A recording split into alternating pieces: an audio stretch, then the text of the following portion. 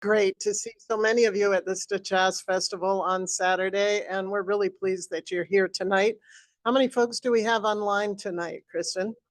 41 people online, and we have about 35, maybe 40 in the room with us tonight here in person as well, for those of you online. So it's a good group. All right, so the agenda is on the screen. We're going to start with a project overview from Anne and Tessa, and then a conceptual design overview. And overview, we're at about 15% design, 30% design, I'm sorry, which is conceptual. And we'll be providing an overview, Lindsay and John, of the conceptual design for both the estuary and the bridge. And then we're going to take some time to do a deep dive first into the bridge design, and we'll be asking you all to provide us with some input to some key decisions we have to make on the bridge. And then we'll take a break at about 5:07. And after that, we'll do a deep dive into some of the issues around Heritage Park and the relationship of Heritage Park to the estuary. And similarly, we'll be asking you for input on that. Then at 7:45, Tessa will give and Anne will give some reflections and closing remarks. And then we're saving 8 o'clock to 8:30 for a question and answer period that's optional. You can stay for that. And we have a hard stop at 8:30, but we're hoping to answer as many questions for you between 8 and 8:30 as we can. In order to do that, if you could go to the next slide, please. In order to do that, I just want to go over a few logistics. For those of you online, if you have technical questions, you can send a chat online, and Shayna will respond to your technical questions through the Zoom chat. Next slide, please. And then relative to the questions we're going to answer between 8 and 8:30, everybody who's in the room, you guys have little file cards on your seats and some pens. If you could write, while we're going through the presentations, if you could write down any questions you'd like to ask us on those 3x5 cards, and then at the break at around 7 o'clock, hand them to Kristen, who's over there, or really any of us, and we'll get them to Kristen.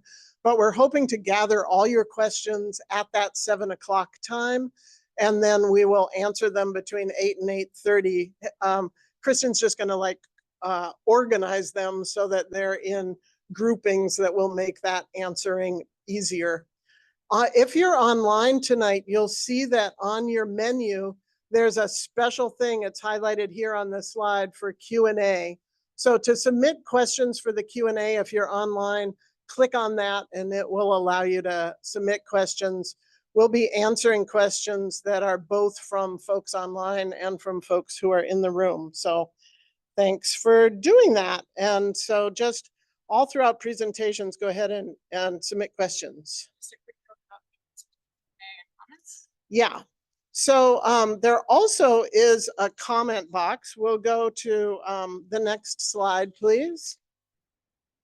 I'm going to, in a minute, talk about group conduct so that we can conduct the best meeting tonight that we can. But you'll see that there's an email address at the bottom of that slide.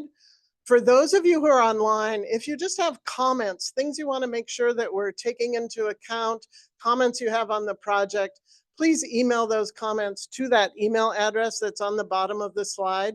And if you're in the room, you'll see that there's a comment box over on the table where you signed in. There's some comment pieces of paper that are comment forms. You can also use your 3x5 card if you feel like it, but fill out one of those comment forms and put it in the comment box. That would be just for anything that's not a question, but it's your input, your comments. You want us to make sure to take account as we move the project forward. So I think those are the primary logistics. You'll find out as we go along that there will be a time during those deep dive conversations where we'll ask for your input, and we're going to use a kind of a cool app that's on the smartphone when we do that. So if you have time to log into the Wi-Fi, that might help you. The Wi-Fi password is up here on the wall. If you feel like getting on Wi-Fi, if you have good service, you probably don't need that. Okay, I am going to talk about how we run a good meeting tonight, and then we'll get into the content. So up on the screen, there are some kind of group conduct rules that I'm hoping that we're all abiding by tonight. Really importantly, that we're all listening, that we're appreciating a diversity of views from one another. There's so many good things and opinions and thoughts on this project, and we really want to make sure that we're listening and everyone is heard. I'm hoping that we're minimizing distractions. We've got a lot of folks in the room and a lot of content, so please silence your phones now. And if you need to have a side conversation or do something that's not about listening, you can go out into the lobby and do that. By the way, restrooms are across the lobby out there where you came in. And my experience is there's only one stall in each of the restrooms. So take that into account. We might have a issue during the break. So third, let's all behave as constructively and as respectfully to all as we can tonight. And I'm hoping that you all and all of us will respect the agenda. I'm going to be watching time and to keep us on time. And I'm just hoping that there aren't folks who are trying to disrupt the agenda or take us in another direction, because we're just hoping to cover the content, and this is one step in a long process with a lot of opportunities for your involvement. So that's what the comment box is about and the Q&A at the end. And the website, as you know, is fabulous and has all kinds of opportunities for involvement, and the email list, the newsletter, if you haven't signed up, you should do that as well. I think that's what I have to say, and I think that I'm going to ask you to go to the next slide, and we'll turn it to Anne for project overview. I think you can even go to the next slide after this one. Thanks. Thank you, Kate. All right. So first of all, I'm just going to start off with a little bit of time reviewing the history of this project area, and then Tessa's going to go ahead and give you an update on where we are today. So the slides, if folks have seen some of our presentations, we've used these slides before with some of our stakeholders, and they really help set the tone. I just want to say, again, super thrilled to have you guys here. Thank you so much for spending some time with us today. So next slide. Okay. So historically, fresh water from the Deschutes River would mix with salt water from Bud Inlet over expansive tidal flats. This area, rich with history, was the southern terminus of the Puget Sound.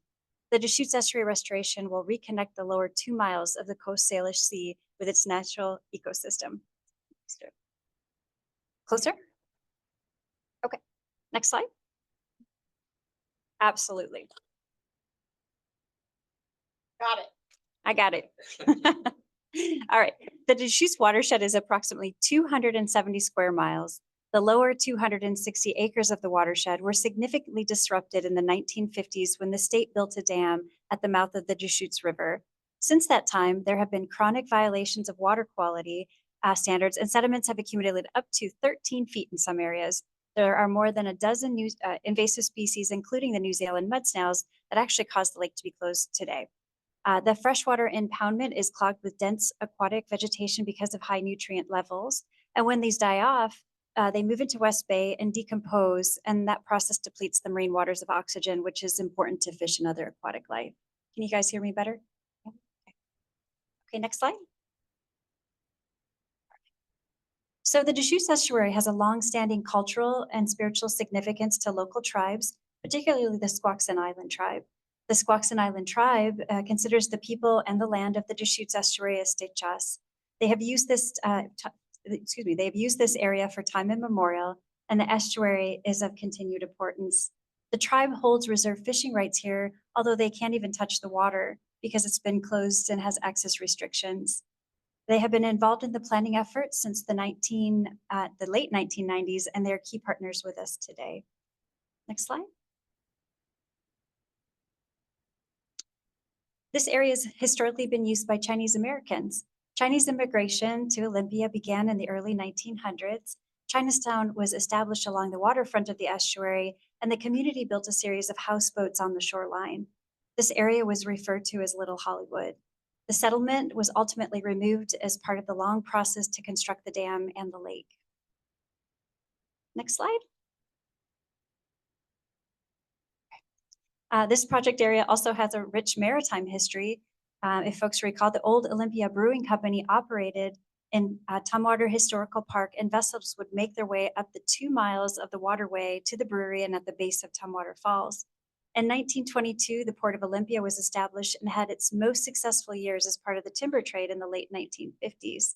The water body has always been used for recreation. The Olympia Yacht Club was established in its current location in 1912, and the maritime presence has grown since that time with additional marinas, sailing club, and also additional boat launches nearby. Okay, next slide.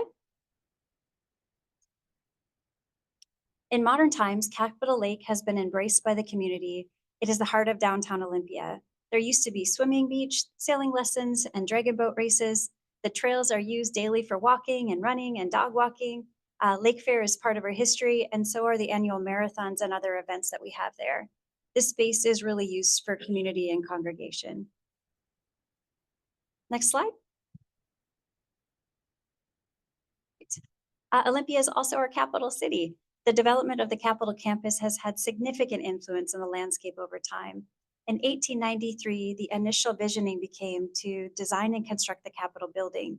In 1911, the Wilder and White submitted a plan that would perch the Capitol building on the hillside and orient all the future planning to the views of the water and the mountains. Master planning continues today, though the most significant and recent expansion of the development was of Heritage Park in the late 1990s. The park was developed to bring people to the shoreline as a place to convey more of the state's amazing history. Next slide. Heritage Park was designed as an extension of the Capitol campus. There are features in the park that are intended to represent the history from across the state and then transition the experience from the campus upland to the water. Interestingly, the development of the Heritage Park was what finally triggered the state and local jurisdictions to reinitiate efforts to consider alternatives for long-term management of the water body. The tribe actually compelled the state to convene a planning process to look at the management alternatives given the conditions of the lake, and that's what brought us here today. Next slide.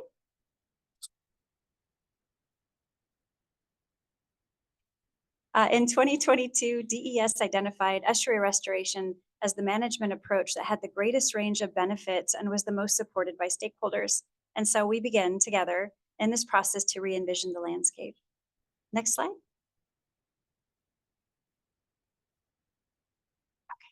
And as we do that, we must think of all the rich history of this place, the natural history, the tribal history, the settlement community, the maritime community, the civil community, and the Capitol campus. Our goal is to represent that history in a space and do it in a way that balances all of our shared interests. Next slide. And what we see when we look at this is that water is the unifying force. All of our history over time has brought us to the water, from harvesting from the water, recreating on the water, crossing the water to either side of Olympia. The water brings us together, and it's the heart of Olympia. It is the prominent view from the Capitol campus that serves all of the residents of Washington. Restoring the estuary will have far-reaching impacts to all of Washingtonians, and it's also our living legacy. All right, I'm going to hand it over to Tessa. Yeah, go for that. Thanks. I was going to stand up, actually. I'll stand behind you and to the side, yeah. Okay, let's talk a little bit about the primary components of the project. But before we head into that, I want to just revisit the discussion about how we selected estuary restoration as the preferred alternative for long-term management of the water body. As Anne mentioned, the Department of Enterprise Services convened and completed an environmental impact statement over a 4-year process from 2018 to 2022. And as part of that process, the goal was to evaluate the impacts and benefits of 3 primary management alternatives: a lake, an estuary, and a hybrid. And each of those alternatives were evaluated under a range of different built-in natural environment to kind of understand what the changes would be. And as a result of that technical analysis and the significant work with the community and other key stakeholders, the finding was that, as Anne mentioned, that estuary restoration would provide the greatest range of benefits and was most supported by stakeholders. So that decision was made in 2022. And now we are officially in the design and permitting process for the expansive estuary restoration project, which includes quite a range of components. So I'm going to talk through those now. What you'll see on this slide here is a plan view from our conceptual design, and it overviews the key features of the project. So one of the primary features of the project is an initial dredging event during construction. There would be about a 500,000 cubic yard dredge event to reestablish the historic main channel of the Deschutes River. And what we do with that sediment is we would take the sediment and place it along the shoreline of the basin to improve ecological conditions. And there's so many benefits to that dredge and placement. First is that habitat, that salt marsh habitat that we can create that is particularly beneficial for salmon and other species. We also, as we improve the shoreline environment, can increase the visual aesthetics of the shoreline as we're creating that new salt marsh habitat. And the third great benefit of that beneficial reuse is that it reduces project costs by avoiding that material having to go into trucks and then go to an upland landfill. So the dredge event to restore the main channel of the Deschutes River, the placement and creation of expansive shoreline habitat. As we're doing that, we will also construct a new Fifth Avenue bridge. We're so excited to share that design with you tonight. And that will be constructed just to the south of the existing Fifth Avenue dam and roadway. The logic there is that that allows us to construct the bridge while cars are using the existing facility so that there doesn't have to be a significant impact to surface transportation during construction. So once the new bridge is connected to surface streets, we can start on removing the dam and restoring tidal flow to the 260-acre or 2-mile basin. It doesn't stop there, though. There are a significant number of utilities, including stormwater outfalls, that discharge into the project area. We're talking upwards of 70 outfalls that discharge into Capitol Lake. We'll improve and address those as needed and tie them into the restoration design. And such a big feature of this is getting the community back onto this water body. And so recreation is a primary component of this project as well. This overview shows that there's opportunity to construct boardwalks in the middle and south basin to get people out and over the habitat and over the water. We look to restore fishing at a fishing pier in the south basin, and there will be a new water access point in at least Marathon Park, but we wanted to talk to this group tonight about an opportunity to integrate water access in Heritage Park as we revision that. Let's transition now to an overview of where we're at in the schedule. So we'll take the next slide. Thank you for that. Sure, please come on in, guys. Welcome. There's like 4 or 5 right over here, guys.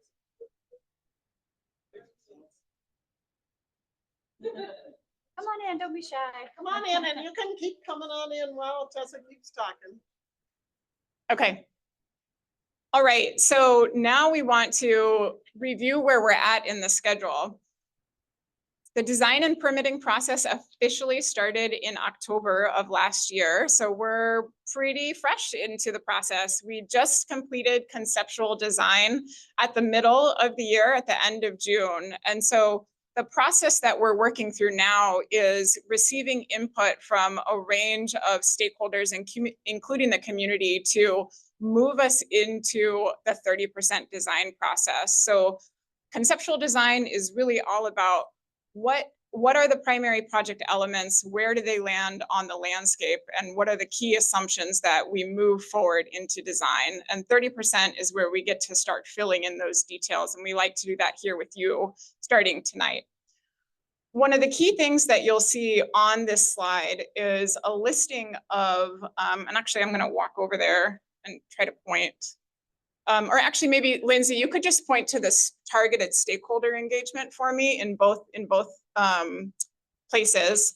So that was really good. Hard to follow that, but I'm going to try. What we did at the beginning of conceptual design at the beginning of this year is that we had a focused set of meetings with key stakeholders to inform primary elements of the project. For example, we have met and integrated Squaxin Island Tribe into the restoration design team. Same with the Washington State Department of Fish and Wildlife, otherwise referred to as WDFW. The purpose of that early engagement and continued engagement with them is to receive and continue to receive and integrate their input into restoration design. We similarly met with the city of Olympia to review the design of the Fifth Avenue Bridge, because ultimately that will become a feature and a fixture of their transportation network. And so the goal is to receive that input early to help it influence the work that we're doing, to show it to you tonight in the conceptual design, and then to use the feedback in this room and from the community to now advance us as we move into more detailed design. So that's what we're doing here tonight. But as Lindsay pointed out for us, we are also meeting with the other groups of stakeholders at the beginning of this process. So this is one meeting of many that will kick us into the next phase of design. The last thing that I wanted to mention here is that we are aggressively pursuing additional project funding. And our approach to the project has been to scale the amount of outreach and our pace of project design relative to funding availability. And so the project design and permitting was initially funded with an allocation from the legislature in the current biennium. And we have received, in coordination with the Squaxin Island Tribe, an additional grant from NOAA, National Marine Fisheries, for continued restoration design work. And we will continue to pace the project based on funding availability as it comes through from the legislature or from federal and state grant opportunities. Anything I missed, Anne or Kate? Okay. I don't think so. All right, we're going to turn it to Lindsay now for an overview of the estuary conceptual design. I just want to remind folks to put questions you want to ask us later onto your Q&A cards. Thanks, Lindsay. Great, thanks. And for folks that just arrived, I'm Lindsay Sheehan. I'm a coastal engineer with Environmental Science Associates and working on the restoration design. So I'm excited to walk you through it tonight. So this first slide, what we're looking at is two historic aerials of the site before the dam was put in place. So the picture on the right side shows what we refer to as the North Basin. And the one thing I want to point out here is you can kind of see the main channel of the river coming through, with also two side channels. So we're trying to replicate some of these features, and you'll see that in the design, because we're really trying to use natural processes and get back to, as natural of a system as we can. So that's really our goal. On the image on the left, you can see my little scribbles on top of the aerial, trying to understand, again, what was there historically. So this is the middle and down into the South Basin before the I-5 bridge was built. And you can see it's within the brown lines, that area is all mud flat, low mud flat area. And then the little blue lines we drew in was trying to identify some of the major channels that we were seeing in those historic aerials. So we're really trying to use this as the basis of the design and not create something, totally man-made. We want a natural system that uses those natural processes. Next slide, please. I should also say, we just flipped from what Trisha was Tessa was looking at. So north is now going to the right.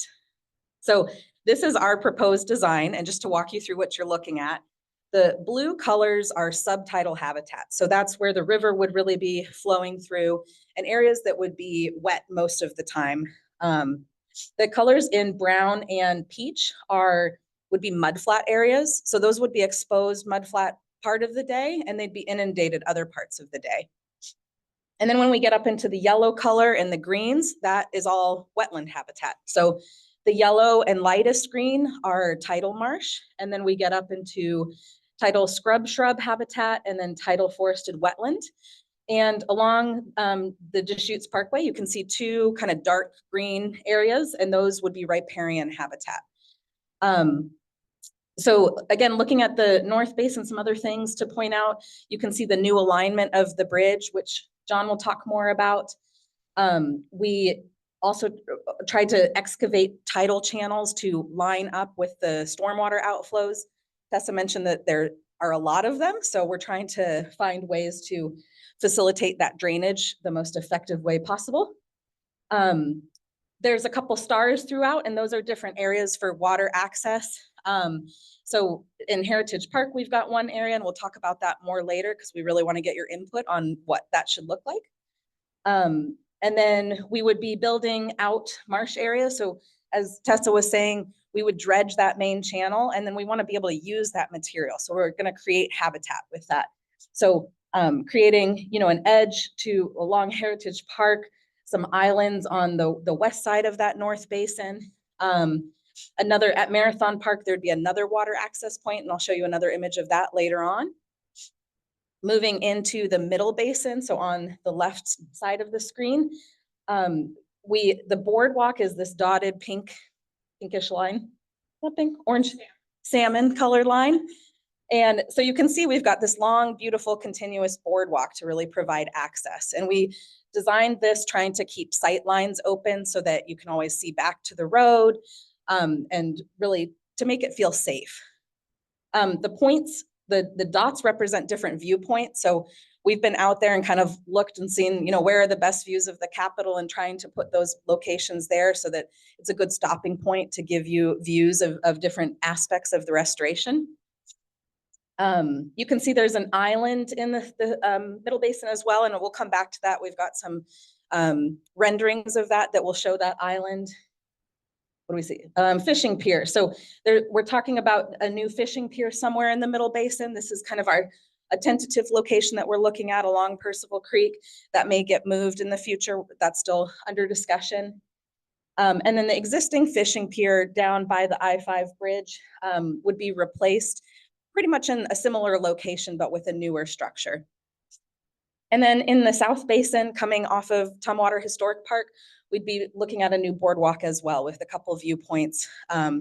We were actually just out there when we did the lake drawdown a couple weeks ago, and walking out there to see where we could put the viewpoint to be able to look up at the falls. So pretty fun to get out there during that time. Next slide, please. So this is more of people's level view. So these are a couple cross sections. I'm going to show this slide and then the next slide within the Middle Basin area.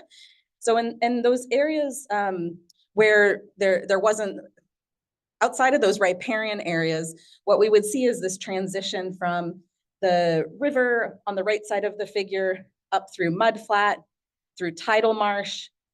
We generally would see the proposed boardwalk in that tidal marsh, although we do have it going in and out of different habitats to provide some more interest. And then moving up into tidal scrub shrub, you can see that's kind of the bigger vegetation.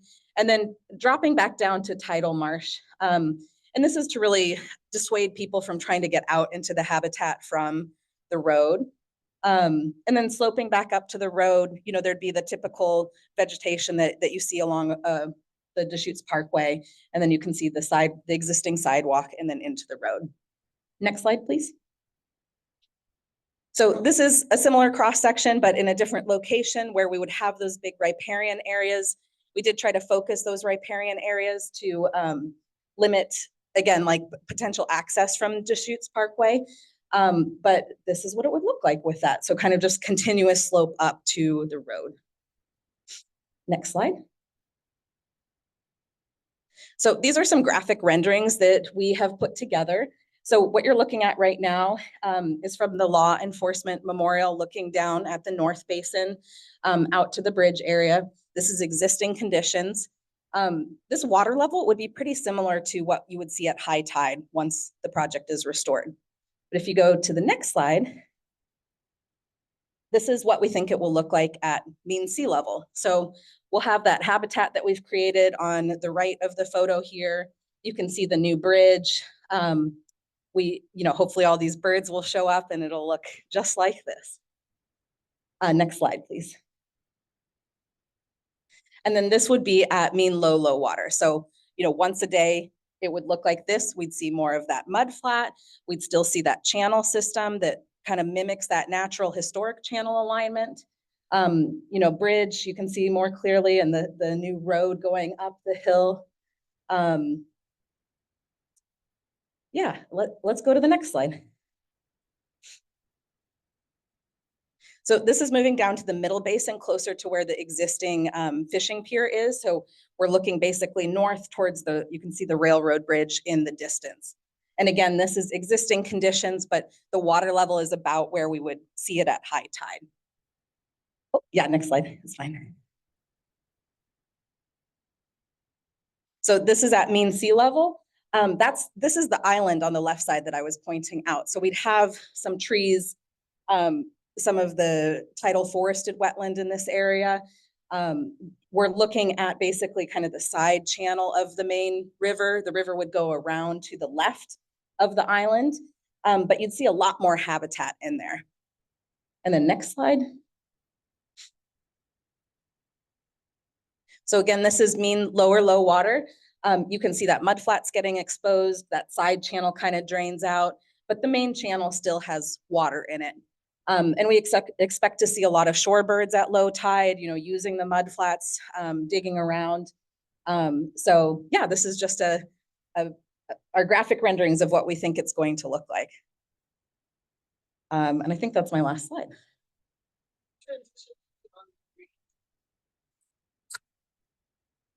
Overview. Thank you. Good evening. My name is John Williamson. Again, for those who came in later, I'm with Element Architects. So we're the bridge architect working through not only how the bridge might look, but also how one might experience the bridge and how that might coordinate with the rest of the restoration project. I'm going to take you through some of our current thinking on program and goals and how that might translate into the design. We'll hang on this rendering, conceptual rendering for a minute. I'll talk through a few ideas. First of all, as Tessa described, that what you can see here in the foreground, the proposed Fifth Avenue bridge with the butt inlet in the distance, and the existing Fourth Avenue bridge just in the middle there. And this, although it looks fairly realistic, this is conceptual. So please keep that in mind.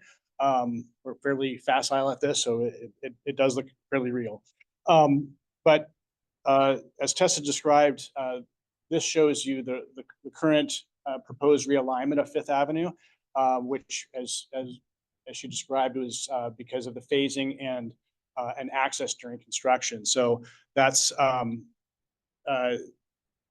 why we have the offset, as you see on the left hand side, or the western side. The Fifth Avenue bridge will connect in with the new roundabout that will connect in with Olympia Street and Deschutes Parkway.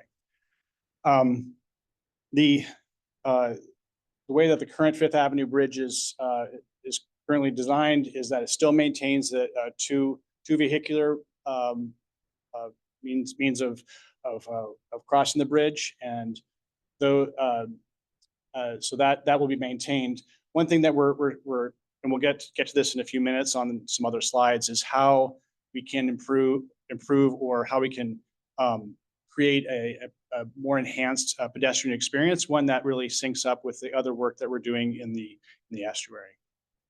And thinking of the project as holistic. And this is really important, because although, our team is focused on the bridge, we do recognize that this is part of a bigger project and part of a restoration project, and part of how does that work with the rest of the design and the work that whole team is doing, and some of the work that we're thinking about for Heritage Park and sea level rise. We think it's all connected, and this is really important, we think, because it's how that works together and how it eventually syncs with with the Deschutes Estuary and as we talked about, water being a unifying element. Also, you can see on here, as we're using landscape on the east and west approaches to the bridge. And this is again trying to bring in this idea of the holistic view of the design, which is to bring landscape in. How do we connect with the existing Heritage Park, Deschutes Parkway, and then as you can see in the center, we're showing a focal point, and we'll talk about that in a minute about what that might be, and what that focal point it represents in terms of a destination. So next slide, please.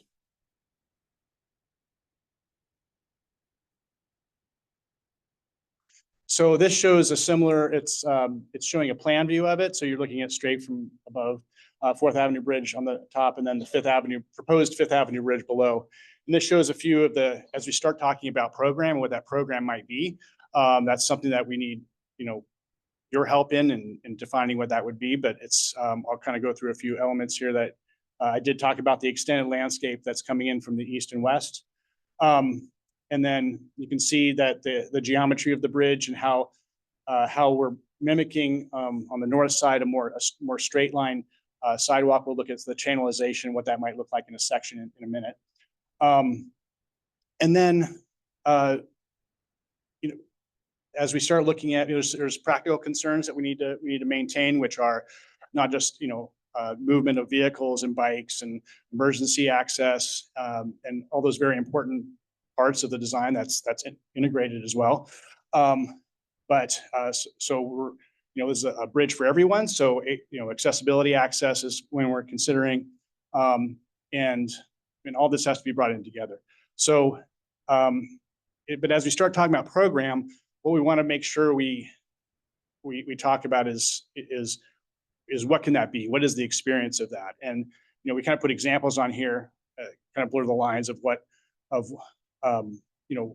where we would put all this. This has not all been determined yet. We're showing leader lines and notes, but this is all part of, this will be designed, and we need some help figuring that out. So that's where we're showing elements like where we might have vertical sculpture, where we might integrate interpretive elements. And as we start talking about how the form generating for what was used to generate the form for the bridge, we want to talk about the centerpiece, which we're calling the channel oculus. And this is sort of what I was talking about before, the focal point, and where might be a point of congregation. And this is coming from some ways looking at the 4th Avenue Bridge and the idea of these bump outs and how we can create a place for people to come, a space for people to be, for being viewed or viewing, and we'll show you some images of that in a few minutes. And we'll talk about the seat steps and all that, and we'll show you what that might mean as well. So go to the next slide. So this is a rather diagrammatic view of what the bridge would be. North is on the right, south is on the left. And the bridge channelization on the right is really syncing up with what the city of Olympia, working with them and coordinating with them in terms of how we would want to channelize all the uses. So we have sidewalks on each side that are more for pass through and syncing in with current city networks, as well as east-west bike lanes, and then two lanes of vehicular travel. So that's one section, and then on the right-hand side is what we're talking about, that more gracious pedestrian experience, which would include that channel oculus, point of destination, and how we're showing that conceptually. We're thinking is it may have a slight change in elevation, but while maintaining visual connectivity with the public way for emergency vehicles and access and all those important things that we need in the city. But what's I think important here to point out is how we want to use landscape as a element to buffer and create a softer edge, softer experience in that along that heritage trail. I want to go to the next slide. So we'll pause on these few images, and we're going to do a deep dive here in a minute. So you're going to see these all again. So we won't need to go backwards. We can always go forwards. But this is just to explain another conceptual rendering. This is a view as if one were in a kayak on the in the estuary. I call it the kayak view. But you can see how we'll talk a little bit about the form making. But here you can see how it was talking about the modes of circulation, where we see pedestrians and bicycles and cars up on the bridge, and how this could start becoming a really special place. Next slide. So this would be like if you're in the Oculus, channel Oculus itself, and what that might mean. And how I think what's interesting is how that form making really, it kind of doesn't become a form anymore as much as it becomes a point of congregation, point of gathering. And I think what's important here is to see how it kind of turns, where you're looking out at the Capitol campus and the Heritage Park, and it becomes the Oculus becomes a place for viewing possibly salmon. How can we turn this into programmatically something that is a special place to be? Awesome. Thank you, John and Lindsay. Thank you both for that overview. We're going to, if you do the next slide, please. We're going to have John talk more about the bridge, and we are 5 to 10 minutes over in time. So both of you guys in the deep dive can be a little shorter than you planned. But in the deep dive conversations, we're going to be asking you for your input. And if you go to the next slide, please.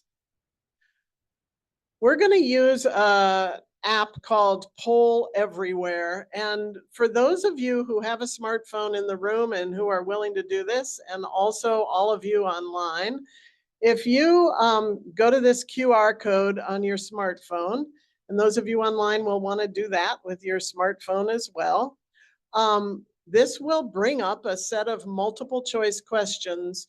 When you get there, when you get to that page, you don't have to put in your name, and you don't have to download an app. You'll just be in there and you'll see a set of multiple choice questions. And Mariana, I think in a minute, after folks have gotten out their phone and looked at the QR code, you'll see that you have these questions and you're all answering them. Do we need to bring up the QR? The QR code, I think, is also up here on the right. There you go. So if you're still getting into the app, this is our practice question to show you guys how to use this situation. So the question is, what activities would you like to do more of once the estuary is restored? And this is cool because here's all of you answering both in the room and online, and you can see what those answers look like. So I'm seeing that a whole lot of people are interested in kayaking and paddling, for example, and enjoying and viewing nature, getting exercise, arts and culture. We're seeing all of these responses. For those of you that the QR code didn't work, there's also a website on the top left, and you can see that online as well, that you can just go to that website address and also be able to participate in the poll. Don't close this on your phone. In a minute, we're going to be asking you other questions about the bridge and the estuary using this same tool, which is just kind of cool because you can see what you all think. I'm going to turn it back to John, who's going to get into a little more detail on the bridge. And then I'm going to come back to ask you 3 questions about the bridge after John does a little more discussion. Thank you. There you go. Thank you. All right, I'm back. So I'll take you through, we can go to the next slide. So this just reorients you again, 4th Avenue Bridge, proposed 5th Avenue Bridge. If you go to the next slide, please. So just a little talk about, back one, please. Perfect. So a little talk on where form generating and how we came to some of the decisions about what this looks like. And one thing we're really interested in is how the 4th Avenue Bridge and this idea of civic architecture can really play into what we're doing here, but we thought of it in a new way.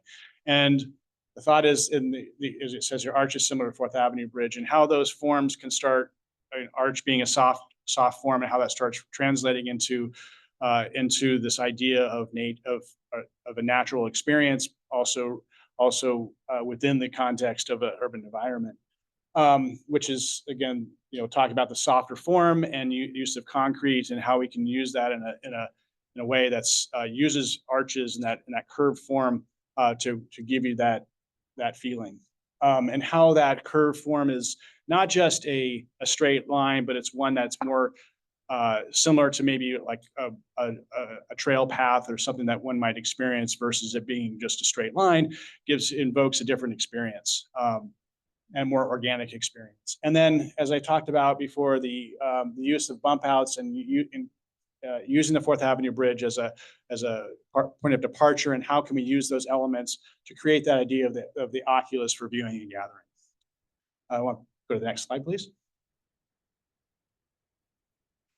So here, jumping into the kayak view, as I was saying, this is the view. So you can see the Fourth Avenue Bridge in the distance, and here you can see how those arches are similar.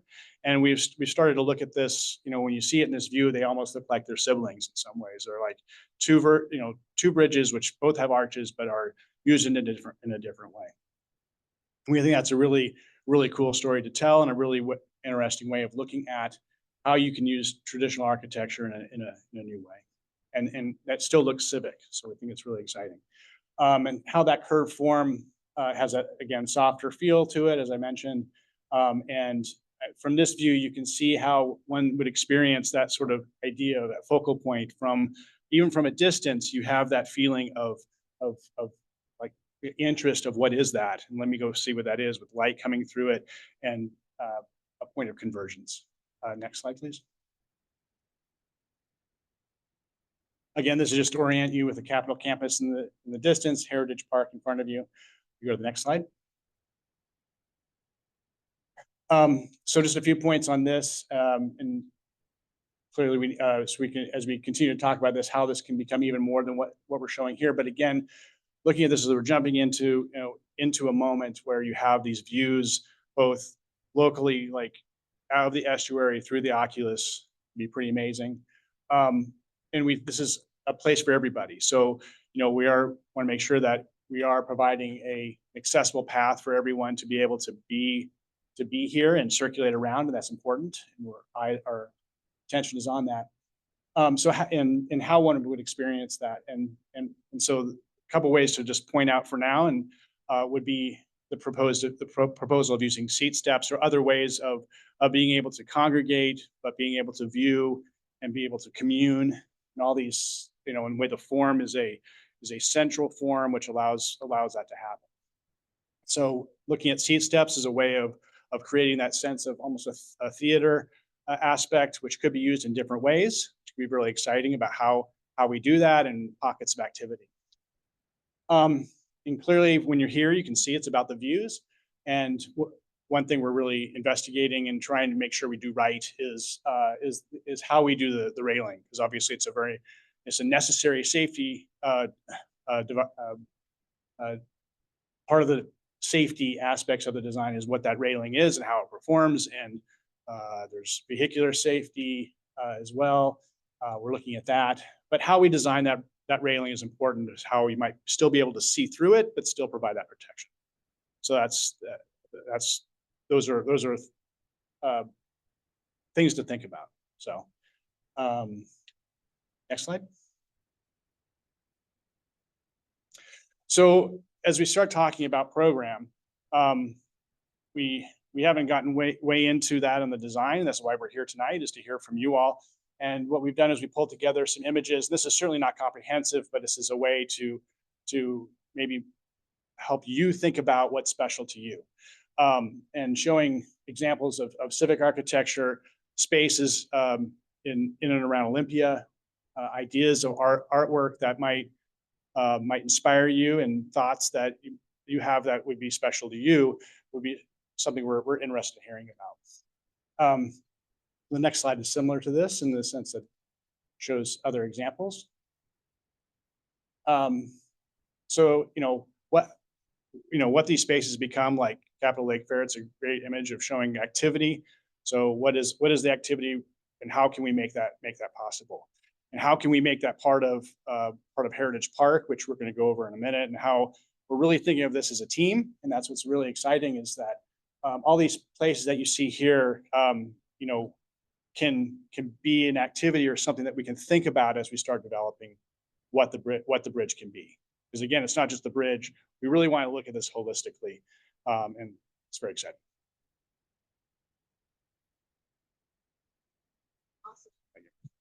Thank you so much, John. You got us totally back on schedule too. You're the best. Okay, so we have 3 questions we'd love to ask you about the bridge, and this is the first one. What specific activities should we design the Fifth Avenue Bridge to accommodate? So think about places to pause, or ways to view salmon, or it's all about commuting. So this is going to, in this poll on your phone, you're going to be able to type in what you think. And for those of you who are online, you'll be doing this as well. All of you who are not responding on a smartphone, feel free, if you feel like it, to just write answers on these little cards that are on your chairs, and you can put them in the comment box and we'll get that input from you later on. But you'll see that there are some responses coming in. Recreational walking. And you see, once people put in responses, you can thumbs up those responses. Give a thumbs up if you agree with that, or thumbs down if you really don't want to do that thing. But there's a bunch of people who are interested in recreational walking on the bridge, bird watching. I think that these are all switching places relative to how people are voting for them.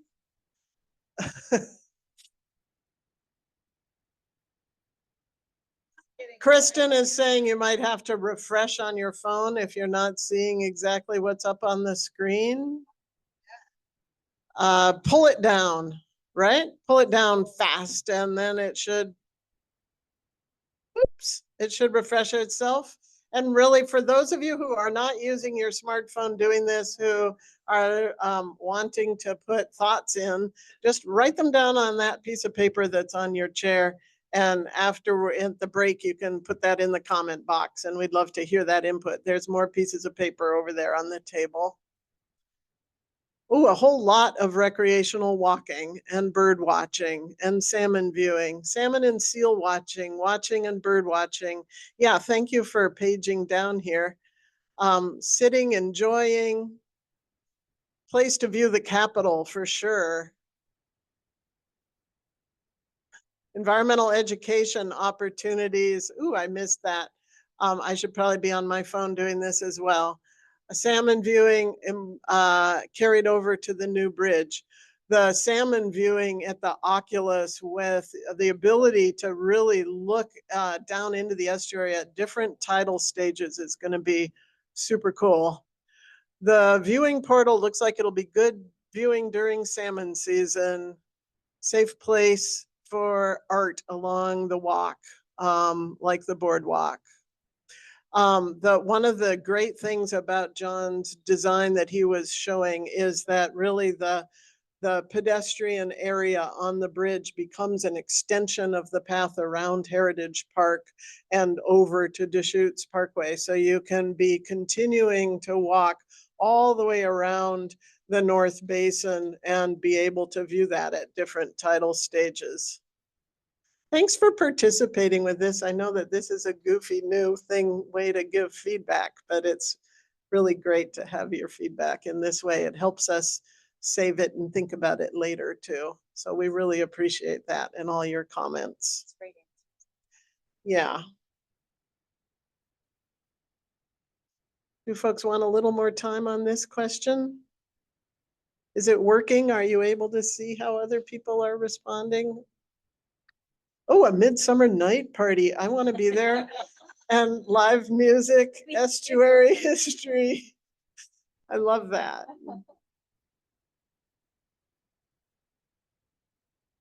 Safe for pedestrians, yeah. So as John was showing, it's safe for pedestrians for a number of different reasons. There's all this extra width. It's down at a different elevation. There are barriers between the traffic and bike lanes and the pedestrian area. You get to bump out so you're not right there next to the traffic, listening to the traffic, but you're overlooking at the estuary. Pretty great. All right, let's go to the next question. If you could. Awesome. So this question says, are there aspects like art or landscape or places in and around the Deschutes Estuary, like Capitol Campus or downtown Olympia? Are there specific places or specific aspects of the area that you feel could really influence the design of the bridge and Heritage Park? We will be working on restoring, and Lindsay's going to talk about this in a little bit, the walkway around Heritage Park. So think about the influences on the design of the bridge and the influences on that whole pathway that goes around the North Basin, which is now Capitol Lake, and then will be the North Basin of the estuary. Native plants like salmonberry and cedar, squawks and heritage, absolutely, native plants. Murals throughout downtown, that's a really good point. There's those beautiful painted murals everywhere. They could come into it. I love that. Native art for sure. And you know, the team is working with Andrea Wilbersigo, who is a Squaxin tribal member artist who is working with the team on that. The country store marker, oops, I lost that. Oh, Billy Frank, Junior Refuge.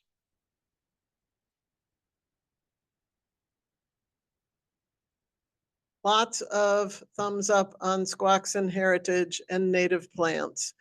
Absolutely, the whole estuary and all of those different vegetation zones that Lindsay was showing you for the low marsh, the high marsh, the forested tidal marsh, those are all focused on native plant materials and native plant materials that are really part of the Squaxin tribal heritage in the area as well. Native art. Thanks for paging down. Cool. Squaxin Island tribe, aquatic creatures, fishing, history of Little Hollywood. Absolutely. Oh, the cantilevered sides of the 4th Avenue Bridge are a design element that could be brought into the new bridge. Connection with West Bay Park, absolutely. And that connection to West Bay Park is going to be great for kayakers too, to put your kayak in at West Bay and then kayak up into the estuary and into the North Basin. Really like walking in areas away from cars. Absolutely, don't we all? Trail access between East and West Bay and the market, including the incorporation of Rainbow Bridge. Salmon sculptures, Ark of Statehood, nesting for great blue herons, cormorant osprey, some of those big areas of the riparian habitat that Lindsay was showing, riparian being the bigger trees and the upland forest will be great for the herons. Bike access on the current pedestrian bridge at Marathon Park. Good question. Eastern Washington Butte could look like a real Eastern Washington Butte. Yeah, so Eastern Washington Butte, as you may have seen, will need to be relocated and therefore has an opportunity for some improvement in its design elements. And yeah, make sure the art will be hard to deface. That's a good point. See the new Columbia River watershed map on the Vancouver watershed, on Vancouver waterfront. Do a sculpture map of the Deschutes waterfront. That's a really good idea. I know what you're talking about at that Columbia River Museum that has a great topographic model basically of the watershed. Lovely. Tie artwork to history of sport and to marina. Awesome. Thank you for this. It's working so well, Kristen. Good job. All right. Let's go to the third question on the bridge. And the third question is, when we think about history and culture, are there specific stories we should consider for integration into the Fifth Avenue Bridge? Love your thinking about this.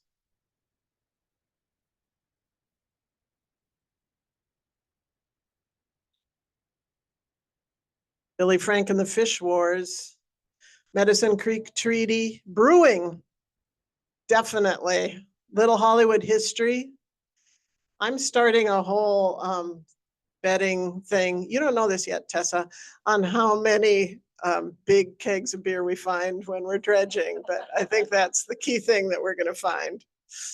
Salish Sea tribal history, Native American heritage, Little Hollywood history.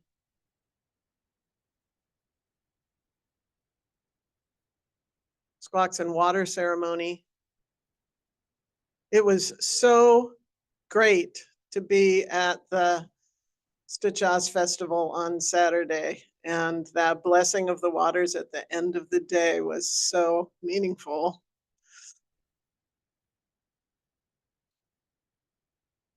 Can you page down just a little bit? Is there more there that I can see? There you go. Native people, Little Hollywood history. The brewing history is important. Thousands of years of native culture and estuary use. Squawks and water cleansing story. Hooverville encampments in the 1920s, similar to Little Hollywood. Chinese settlement, Olympia, Chinatown history, history of the land. Not just positive history, need to be honest. Absolutely.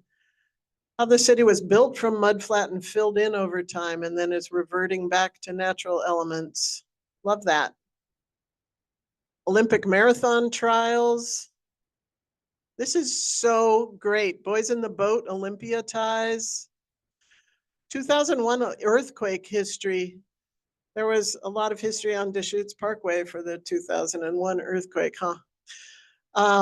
Burning of Hooverville. Yep. Ask Young glacial history. Local music scene. Lake Fair history. Ask young people and their families ideas on what interests them. This is great.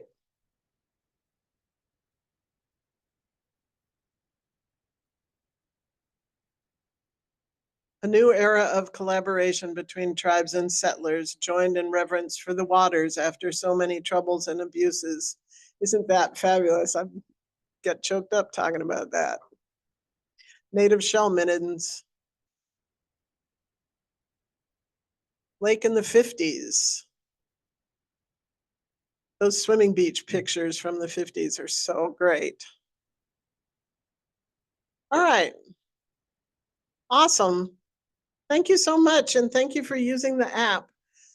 All right. So I'm going to do a 10-minute break and we're going to see you back here at 7:03.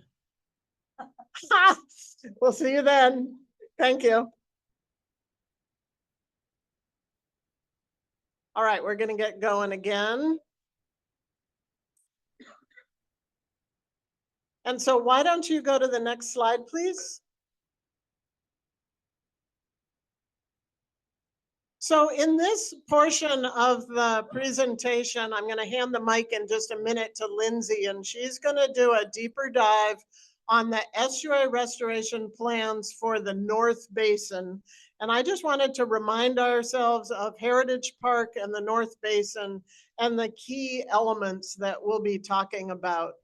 So there's the Heritage Trail that goes all the way around the what is now Capitol Lake and what will be the North Basin of the estuary. And we talked about it a little bit before. Just to the east of the new Fifth Avenue Bridge is the Eastern Washington Butte. It's that mound that you see in the upper left corner of the image here, which is the Eastern Washington Butte now. That will be relocated because it has to be relocated just a little bit to make way for the new bridge. And so that's what you see in that location where Eastern Washington Butte is being pointed out. The item number 2 there is the Heritage Park promenade around the edge of Eastern Washington Butte. And as you look there at pictures 3 and 4, that's the trail going along the arc of statehood that really honors all of the states, the history of the state. And number 5 there in the image is the whole grassy area there at Heritage Park. And number 6, we have some of those areas of the arc of statehood that are really have those little bump outs and are able to be poked out into the estuary or the lake. What you see there at number 7 is what's called the Western Washington Inlet, where that area there, lower left, where you can walk out into the lake a little bit. And then number 8 is where the path keeps going across the pedestrian bridge that's next to the railroad bridge over to Marathon Park there at the southwest corner of the North Basin. So be thinking about those areas of Heritage Park and the North Basin as Lindsay orients us at another level to what we're thinking about for the Heritage Park area. Great, next slide, please.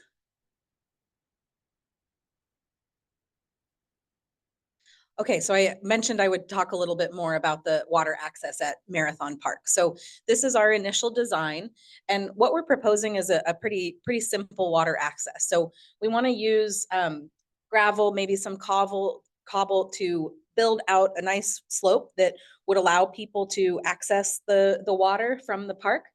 An important thing to keep in mind is that this is an estuary, right? And there's a lot of sediment coming from the river. So most likely over time, this gravel will be covered with mud and dirt. So, we do expect it will be a muddy access, but the rock should keep it so that it's solid and you aren't sinking down into it like you might in other places of the estuary. Next slide.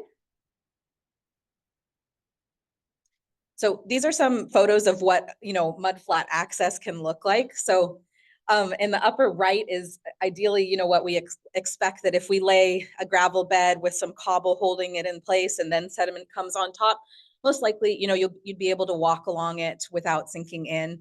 Bottom right, what a marsh and estuary typically look like, pretty sinky. The big picture on the left is actually, I gave a marsh tour and we're trying to collect some samples and a little kid got stuck. So I was trying to pull him out of the mud. So, and then the middle picture is from the drawdown. So what the mud flat actually looks like at Deschutes right now. So, so this is what we're proposing for Marathon Park. And now we want to think about what we want to do at Heritage Park. And this could be an option. We could do another kind of mud flat access where you can get out onto the water that way. But next slide. But we have a few other ideas as well. So one option would be doing some kind of staircase that would go down into the water.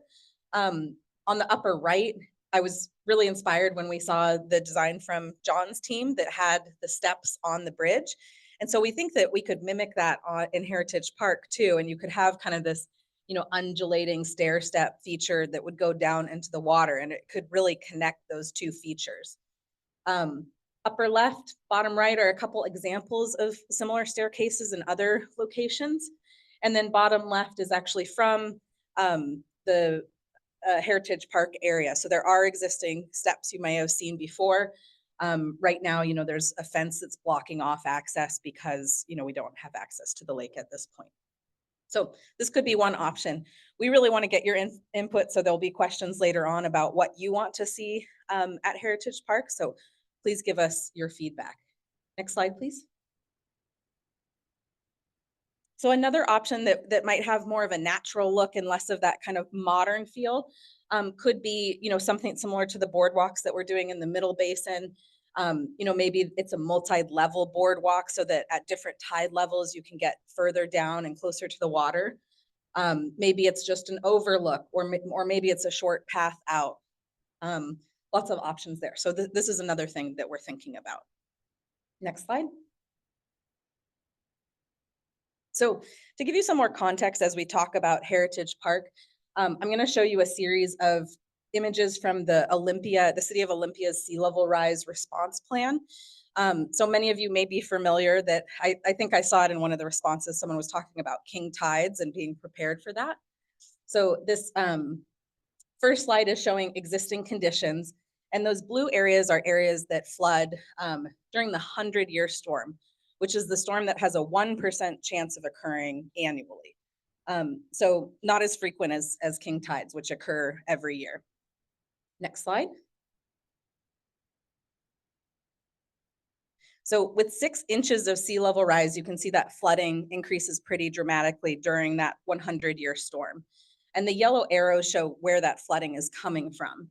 And so we see that we're starting to see the overtopping from Heritage Park that floods downtown. So that Heritage Park shoreline is really important. Next slide. So with a foot of sea level rise, you can see that flooding is obviously much more extensive. The red line indicates we're actually having annual king tide overtopping at that point.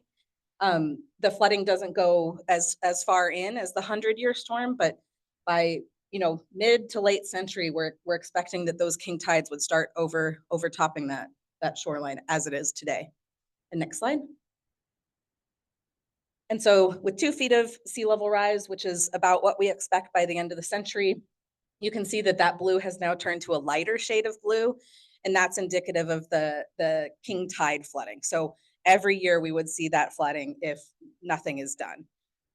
Fortunately, Olympia has a plan, and so they've been thinking about this. Next slide. And here's a cross section at Heritage Park to just give you a sense of what we're looking at with that flooding. So you can see the shoreline on the right side with the existing walkway elevation at 14 feet. The 100-year flood is up at 15 feet, so about a foot above that. And then with sea level rise, every foot on top of that would flood more and more of the park and all the way back into 6th Avenue and downtown. Next slide. So the city's plan has a whole list of adaptation strategies. So there are really a lot of options, and now is the time to be thinking about sea level rise, before we are experiencing it kind of at that full level. So there really are a lot of options of things we can do. So it's not all hope is lost. Next slide. So one of the concepts that we're looking at, we have this really great opportunity. We're doing this restoration in this area. This is a great chance to work with the city to protect Heritage Park and the areas behind it. So one of the concepts that we've been considering, and we want to get your input on, is this idea of a horizontal levee. And so the concept of this is that you would have a levee core in the middle, and then you'd have a flat sloping marsh plain coming off of that. And that's already what we're proposing in the restoration to some extent. So it would just mean we would need to raise the existing trail by 2 to 3 feet to provide a little bit more of that elevation. You'd get more of that habitat as well. And the habitat also provides the awesome benefit of stopping wave energy, as much as you would get if you just had a flat wall. So a lot of benefits to that. You can see with some of these graphic renderings from other projects that putting a trail up on a levee is pretty awesome. A lot of times, you get even better views because you get another foot or two of elevation to look out into the habitat. So next slide. So these are all conceptual renderings. This is something that we put together specifically for this project. So again, you see that levee core in the peach color in the middle. You wouldn't want to have trees or anything on that, so that's really your protection, but you could have your trail up on that, and that could be the new arc of statehood. We then have the slope down to the lake or the estuary with different habitats. And then on the backside, we could have the trees that line the path as it is today, maybe set back a little bit from the levee core and then into the park that is there today. Next slide. That might be my last. Yeah. So yeah, we really want to get your input on this and what's important about the park and yeah, all these considerations. Thank you so much, Lindsay. All right, we'll get back to the sea level rise issue in a second, but we wanted to ask a first question that is about water access. So we have, as Lindsay said, we have an opportunity for an additional water access point in Heritage Park. And the question is, how would you use that? If you were accessing the estuary from the east, from the Arc of Statehood Heritage Park side of the North Basin, and you were able to get down to the water, how would you use that water access point, you and your families and your friends? And so this question, you guys are so on this, you're already in the process answering this question. So again, if you need to, in the room, reopen the app on your phone, there's the QR code. And so folks are saying launching kayaks. If there was the ability for canoe and kayak rental run by the city, that would be awesome. Kayaking and swim training, kayak and stand-up paddle boards. To dip in my toes, dragon boat races, wade in the intertidal area and explore tide pool life. That's what I'm gonna be doing with my grandkids. Viewing marine life, wading dogs, wading people. Nice. Snorkeling. I love that. Skipping rocks, looking for frogs and otters, getting closer for bird watching. Steps, wading in the intertidal area. Replace Olympic, there was something about the sailing program. Replace Olympia Parks Department sailing program. Used to be rock and small storage. Oh, dock and small storage building for the small sailboats. No rocks, just docks. Yeah. Partnership opportunity with the estuary. Love it. Waiting, viewing, launching. Dip in my toes, look at the critters in the water. If there was the ability for a canoe, yeah, I read that one already. Dragon boat races at high tide. One of the things we've been talking about too is the opportunity to launch kayaks from West Bay. I think I talked about this before, and bring your kayak up into the estuary and then back out to West Bay to get out, so that you could do that at any tidal stage. If you're launching a kayak from Marathon Park or Heritage Park in the future, you have to be really smart about the tides and make sure that you can get back and not get stuck out in the mud. But that West Bay access combination with launching kayaks is going to be really useful. Swimming at high tide. Fishing access, canoe access. Shoreline could be graded out to reflect the arc through the tide changes. Interesting. With recreational access, migratory swans will disappear. Any mitigation now planned? That's a good question for Q&A. Cool. Let's go to the next question. Oh, collecting New Zealand mud snails, I saw. You guys can have all that you want as long as you do the right thing with them, which requires very, very hot water or detergents. Okay.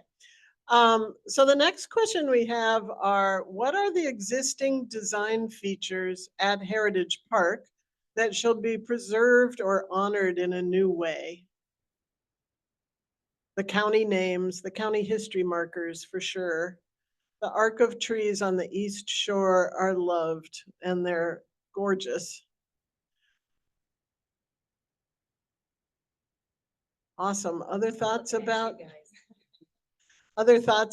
design features? And again, those of you who are not participating on your smartphone, you're welcome to write down your thoughts on this on those little 3x5 cards and put them in the comment box. The railroad bridge, shaded picnic areas. The arc could be reflected with tidal change. It's an interesting idea. Boardwalk in the interpretive center can be replicated. Extend the inlet feature further out so that that Western Washington inlet thing that goes out into the water could go further out. What about the time capsule under the Eastern Washington Butte? My assumption is it gets found and moved into the new Eastern Washington Butte, but good question. Trail around the North Basin. Lighted walking trail.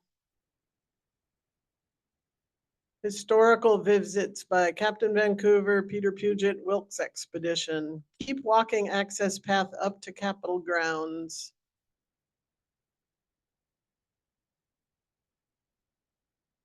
Excellent, thank you.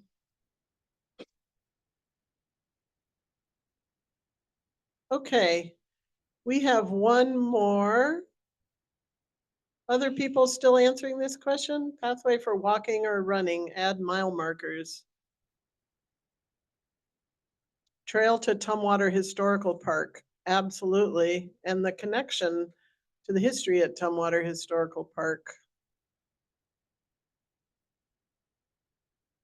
Great. Thank you all so much for that. This is all really good input for us. Okay, let's go to the third question about Heritage Park. What are the specific viewpoints that should be maintained as we develop the shoreline?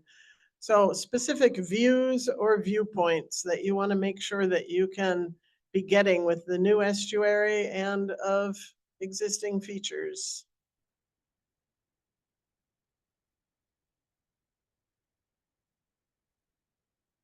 Heritage Park Fountain.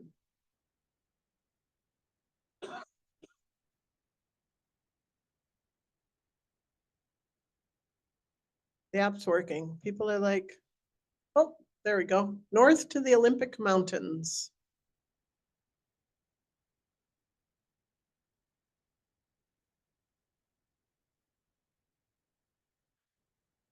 The Law Officers Memorial, Mount Rainier.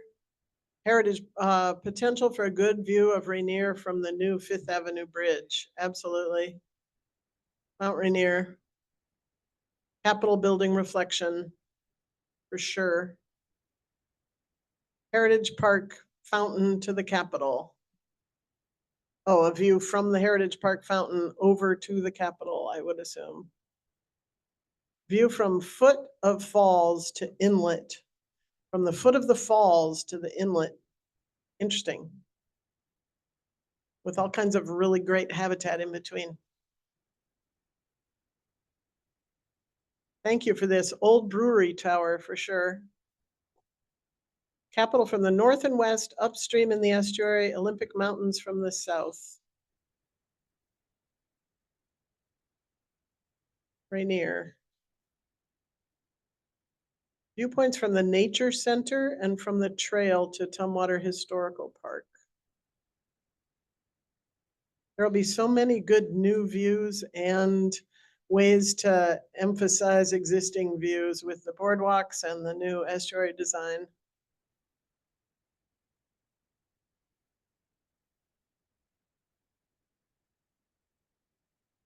Excellent.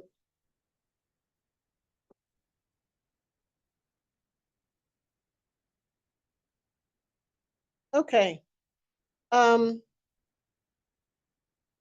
think that that is where we're at with those three questions. I'm thinking, Tessa, that we could consider, we have so many Q&As, we could consider moving now to you and Anne for wrap up and reflections, and potentially be able to give ourselves a little more time for Q&A. We got a whole lot of questions from all of you to answer, more than we'll have time to answer, but Kristen's been putting them in good categories and will be working on getting through them. So that's what I'm thinking that we should do. And so I think that I will hand it over to you, Anne, or Anne and Tessa, whoever wants to be first for reflections. Okay. Well, I want to start by saying thank you so much for participating in that activity. We wanted to find the right way to gather information from the broad room and the folks that we had online. And so that was really helpful for us. And I wanted to just speak out, share out on what I heard. And regarding the first portion of the deep dive relative to the bridge design, the thing that was the biggest theme for me was in each question, there was such a strong balance between the interest in reflecting the natural environment and the natural history and the important built environment that surrounds us with the Capitol campus and downtown. And I saw that coming through in the responses for each of the design questions. And that has been so, and I'll speak to some specifics on that, but that has really been so important to our team thinking about how this project best balances the fish and aquatic life and restoration opportunities while still providing urban space and connection for the community and reflection to the Capitol campus and to downtown. And so that has been a strong goal that John and Lindsay and Anne and this Scott and Mark and this whole team have really been holding. So to speak to some of the notes that I took regarding the activities to accommodate, when I think about and what we saw with built environment, we were hearing really wanting to see that good space for walking, for moving pedestrians away from cars, having the opportunity to view back to the Capitol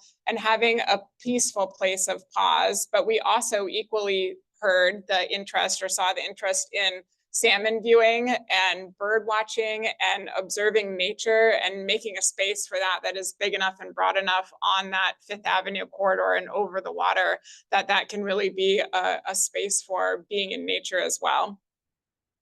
For design influences, we saw such a strong shout out at the beginning about reflecting the Squaxin heritage and native plants. And we also saw so much interest in reflecting the built environment in the design influences. So the murals that are across downtown for us, the Percival Landing and West Bay Park connectivity, the integration of the maritime history and the marinas and the port, and really integrating those two.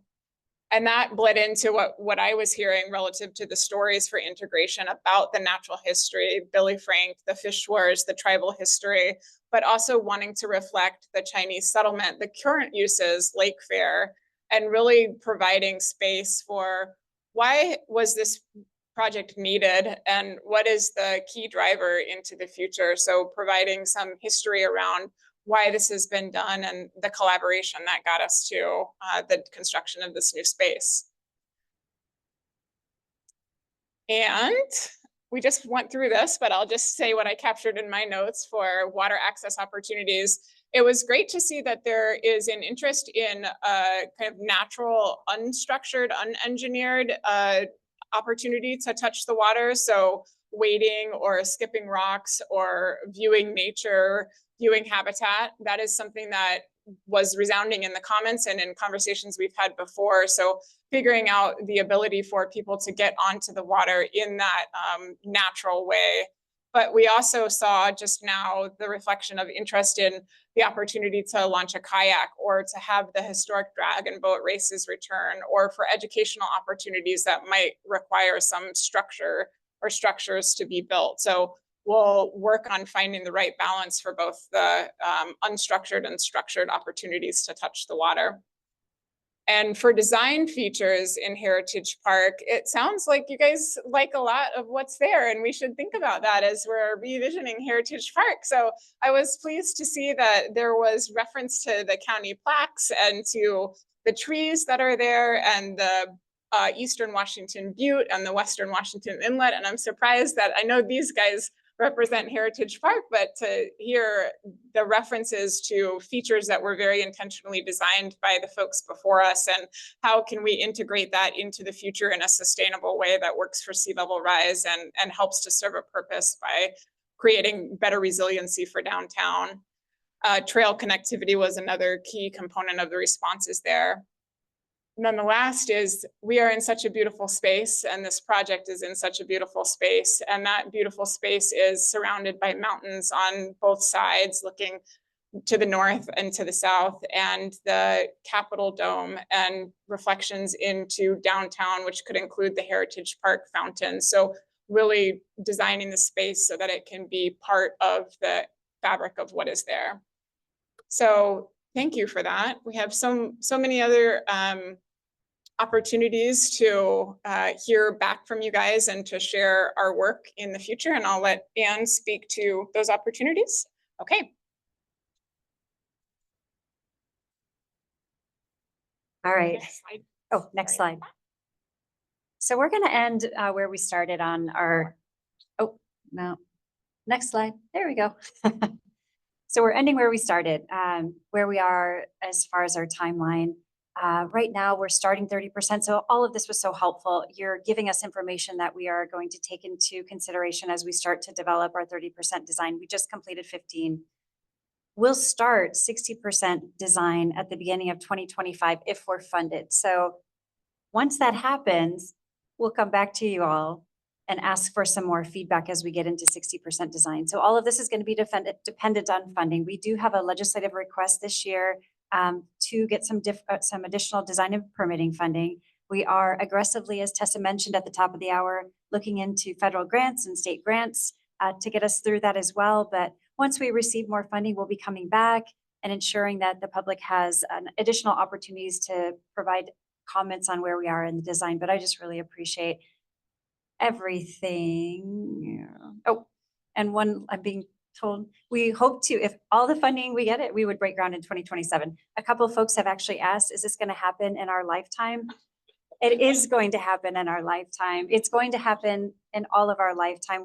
We've done so much as far as study. We've done so much as far as looking into this for decades, and we are getting close.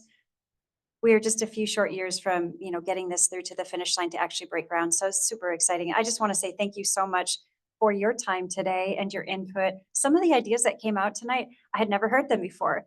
There's some great historic things that we just haven't captured. And so meetings like this, really help us get a really good idea of the landscape of ideas of some of the things that we wouldn't have thought about. So I just very much appreciate that. Do you have any others? All right, we're going to kick it over to Kate. Thank you. Excellent. Thank you both. Yeah, why don't you two scoot up? Scott and Mark. There you go. Mark, you can just use that chair.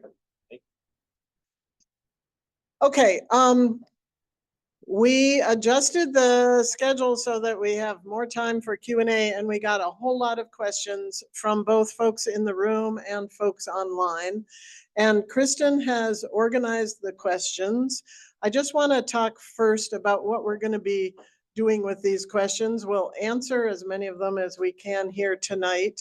And then on the website, there is an FAQ, a frequently asked questions document that will be fleshing out with additional questions that you've asked and additional answers, and update that on the website. Did you want to?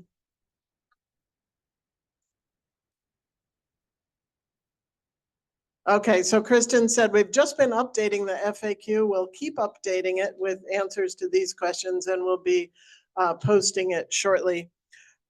So Kristen organized questions into a bunch of different categories, and the way I'd like to do this is I'm going to start with some questions that are about sediment management and the restoration of the channel just about 5 or 6 questions along those lines. And then I'm going to move into questions about funding. A number of people had questions about funding. And then after we do funding, I'm going to go to a couple questions about stormwater and the timeline and views and amenities.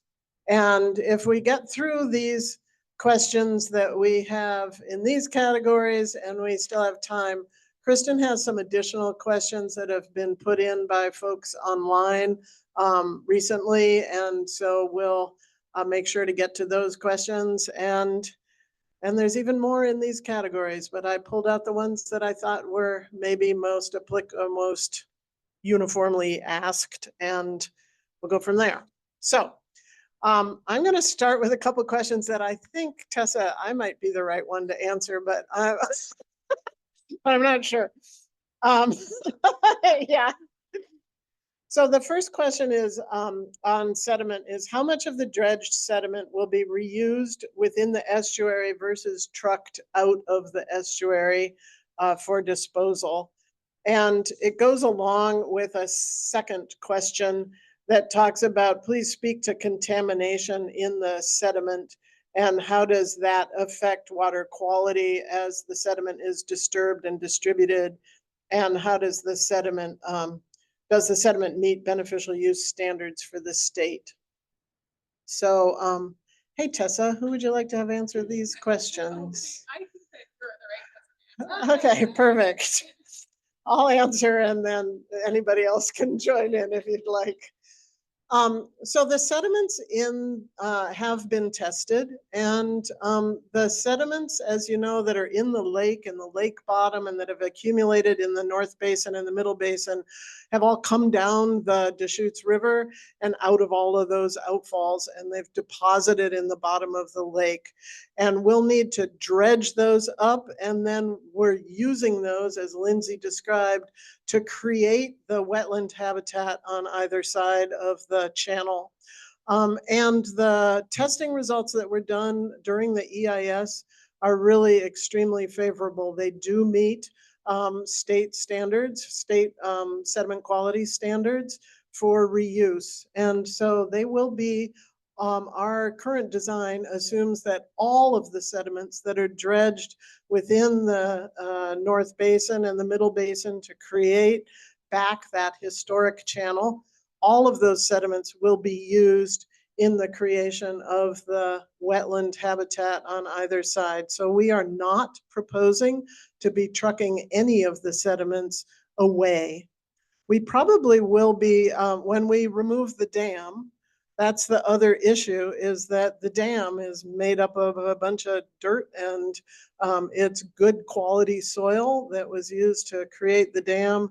There's also riprap, large rock that's on the surface of the dam. And so when we remove the dam, we'll also be able to reuse the vast majority of that soil that we're removing from the dam to be able to also build the riparian, the higher up elevations of the habitat. So we may be trucking from the dam to other parts of the estuary. We hope to be doing that as much as possible, not on the surface streets. So we're hoping we don't have hardly anything that we're trucking out. We probably will be trucking in some material to help with the construction of the estuary, probably a bunch of gravel that we could use to help us build up the estuary habitat so that it has the kind of slopes that we want it to have, and it's not all just totally flat soup. And so trucking in some gravel helps us build up those edge conditions. Those are the first two questions. Huh? Oh yeah, that's a good idea. There you go. The next question, Tessa, is will it smell? All right.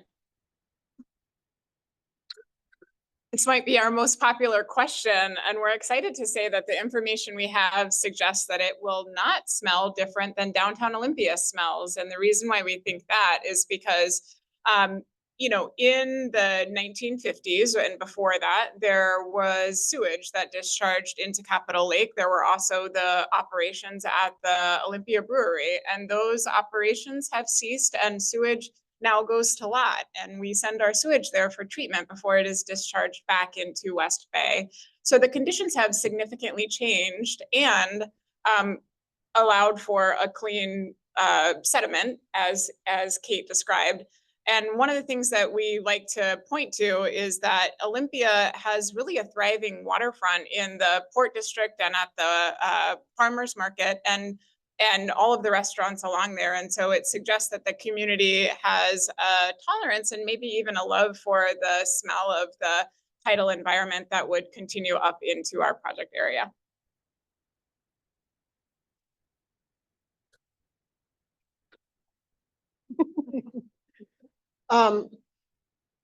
I think I'll just stand in front of you, Mark, sorry, because I'm thinking I'm passing this back and forth to Tessa. So the next question is talk about sediment management, where, how much, how often. I think that this question probably is focused on West Bay and downstream. Maybe we should just also acknowledge that we will not be doing long-term sediment management within the estuary itself. Yes, let's start there. So we will not be doing sediment management in the restored estuary after construction. So the only dredge event that occurs in the restored estuary is during construction. After construction, as we were describing, the goal of this project really is to embrace and enhance the natural environment, but also to meet it with the built environment. And one of the ways that we do that is by managing sediment downstream after the dam has been removed in navigational areas that are used by the marinas and by the port. That allows us to embrace and continue the vibrant Olympia waterfront that is used for recreational and commercial vessel uses. So what's the sediment management plan? During the environmental impact statement, we evaluated sediment movement through the system. And what we saw is that at about a 6-year frequency, dredging would occur in navigational areas of West Bay to support the marinas and to support the port. And we have been working in partnership. Anne has been leading the effort to negotiate an interlocal agreement with both cities, Thurston County, the Port of Olympia, Lot Clean Water Alliance, the Squaxin Island Tribe, and the state to provide funding for that sediment management in navigational areas of West Bay after construction through 2050. Please. The sediment issue downstream is also something that we've considered in the design itself too. So we're trying to create areas because we want the sediment in the estuary, because with sea level rise, for habitats to be able to keep up, having that sediment source and helping build up over time is going to make that habitat last longer. So we've thought about that in the restoration design too, to try to maximize sediment being kept in the estuary and not going downstream. So that's another aspect of the design.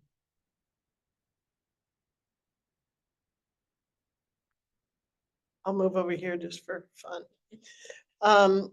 Is the causeway just north of the 4th Avenue Bridge slated to be removed to allow sediment flow into the west side of Bud Inlet? That's a City of Olympia project that we talk about. Sure. Awesome. Scott Stainer, everybody. Hello, everybody. What we're talking about there, I think, is the causeway that has the railroad on it that's kind of running north-south, that's running underneath the 4th Avenue Bridge and towards the 5th Avenue. So that's a separate project that the city is undertaking right now, and they're going through the design phase right now and trying to figure out what they're going to do. But in essence, there's parts that they are going to remove. They're going to remove parts of that causeway so that there is good flow that goes into that West Bay there.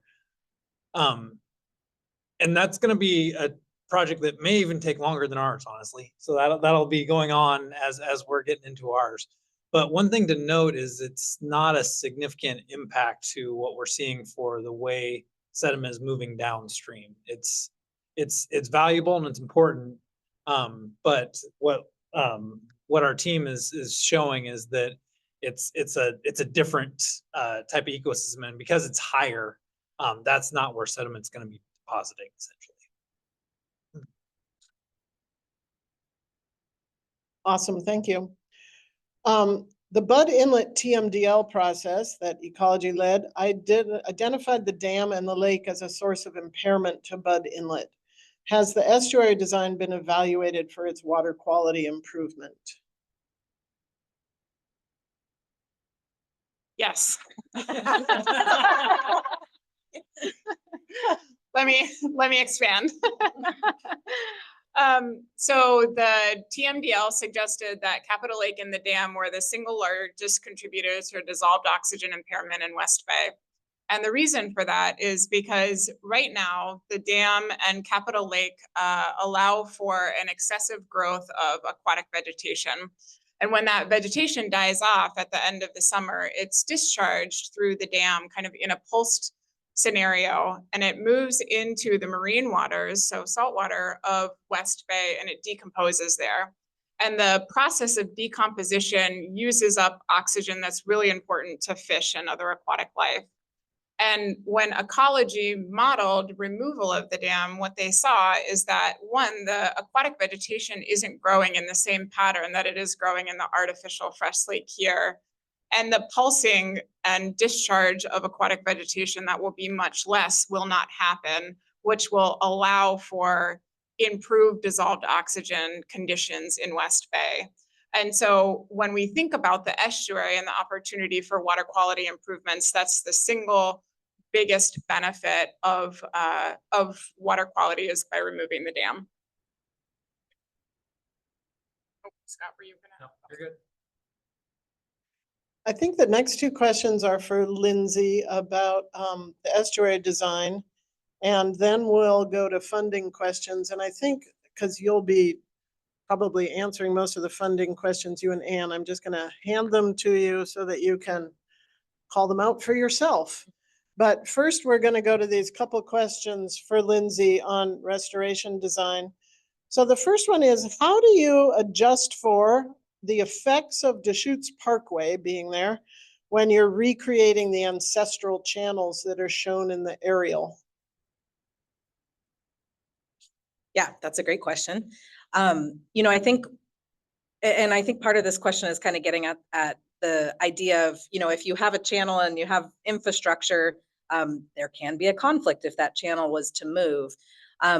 That's partially why we're building the wetland habitat along Deschutes Parkway, is that's going to help. The channel will be free to move around to some extent, but having those large amounts of fill against the road will help funnel that channel and keep it, close to where we're doing the initial dredge event. So, does that address the question? So, and the ancestral, the side channels, the ancestral channels, you're recreating to the best of your ability. Yeah, exactly. So if you couldn't hear, Kate was saying, we're trying to recreate the side channels to the best of our ability. So, in some places that's limited. Having the I-5 bridge there obviously changes the connection to the South Basin. And so we do have to work within those constraints, but trying to replicate the natural processes as much as we can so that it is a self-sustaining system within those constraints. And next question for you too, I think, Lindsay, how much movement of the riverbed does the design allow for? And Scott might be able to add to this one too. Did you to catch the question? So, the river will be able to naturally move for the key infrastructure where, like bridges where we really can't let it move, we will have scour protection. And so that's something that Scott's team is working on is making sure that where we don't want it to move, we've got that infrastructure and that protection. But within, I think really the North Basin, there's a lot of room for those channels to move. The two side channels are likely, what we're seeing in those historic aerials are likely remnant, ways that the main channel used to go. And then, you know, during a big flood event, it moved to one of the different channels. So we expect that to be dynamic. Those side channels might fill in, you know, we might see the channel move more. The North Basin has a lot of room for the channel to move. The Middle Basin is a little bit more constrained, but again, having those habitat areas kind of helps funnel it into the places we want to have it. Do you want to add anything on the scour? No, yeah. I think that when Lindsay talks about scour protection, we're talking about like the footings underneath the railroad bridge and the footings underneath the pedestrian bridge and adjacent to I-5. Those are places where we don't want the channel to erode. And so we'll have stronger material in those areas that the channel can't erode. But other than that, we really want the channel to be able to find its natural course and be as naturalistic as it can be. And part of that has to do with the water figuring out its path. But we are dredging that initial channel, and per the historic air photos, and really it's still there in the bottom of the lake. There still is the historic channel that you can see really clearly. So we need to dredge that so fish can pass up and down it at all tidal levels. And then it'll find its way from that beginning point. All right, you guys ready to tackle funding questions? And so will you please read the questions and then also provide the answers? And then I can not be right in front of you. Thank you. I like you right in front of me. So there are several on these, and I'm just going to read them all. So what are the actual or best costs not being addressed publicly? Are there primarily funding sources identified to pay for the projected, and it talks about the projected costs? And then, is the funding stable? I saw some of it was for CCA. So to address all of that, you know, right now we are still in really early stages of design. We're only at 15% design, which is kind of where we start to see the costs shaking out. We are on the higher end of the costs when the EIS came out, but that makes a lot of sense. We've got some scope that's being increased, and one of those being the Percival Cove Bridge. We're probably going to have to replace that. So those type of things add additional costs. When we talk about our outfalls and some of the other groundwork that needs to happen, those are going to add some additional costs. Right now, we're looking at about 350 million, and folks are asking whether or not that's stable. I will say over the course of the last year, we have put in almost $80 million of grant applications at a state and federal level. As Tessa mentioned, we already have $6.4 million of NOAA monies. We have $7 million that we got from the state as far as CCA monies. And we do have $2 million, which is potentially could go away if the initiative passes. So we have $2 million that's still caught up in the initiative. We are going to be asking for some money from the state legislature during this biennium, and we'll continue to meet with our congressional district and other folks to aggressively pursue earmarks for federal, for state grants. And so this is a big project, and we can't do this on the state isn't going to be able to do it in and of itself. We need federal help too. We need grant help. I think what's really great about this project, folks have seen that there's this bridge. There are these cultural elements. There's the natural resource, the environmental elements. There's the salmon. There's the tide to Orca. And because of that, we have this ability to go after so many different types of funds in such a strategic way, because this is such a unique and big project. So yeah, we're at the very beginning, which is why we only have the amount isn't exact at this point. We're going to get more cost estimates as we get into 30, 60. We'll have better certainty what those costs are going to be. So hope that helps. You mentioned CCA. Do you want to describe what it is? The CCA funds are susceptible to the 21-17 initiative, and what those are monies. Oh, it's like, there I am. Those are dependent on the initiative for cap and trade. And so right now, if that initiative passes, if people vote yes, then those monies, we wouldn't receive those funds after the end of this year. So, oh yeah, Climate Commitment Act, sorry, the CCA. Do you want to do this one? Or do you want me to transition over here? Okay. Okay, so we have a couple questions here about why is Thurston County not on the targeted engagement list? And I believe that this question is relative to the schedule that we showed that listed a number of stakeholders that we engaged with in the design process. The purpose of that engagement was to reach out to stakeholders that had specific jurisdiction or would be receiving elements of the project after construction. So for example, as I mentioned, the Squaxin Island Tribe and Department of Fish and Wildlife were engaged in focused input sessions and part of the design process relative to estuary restoration.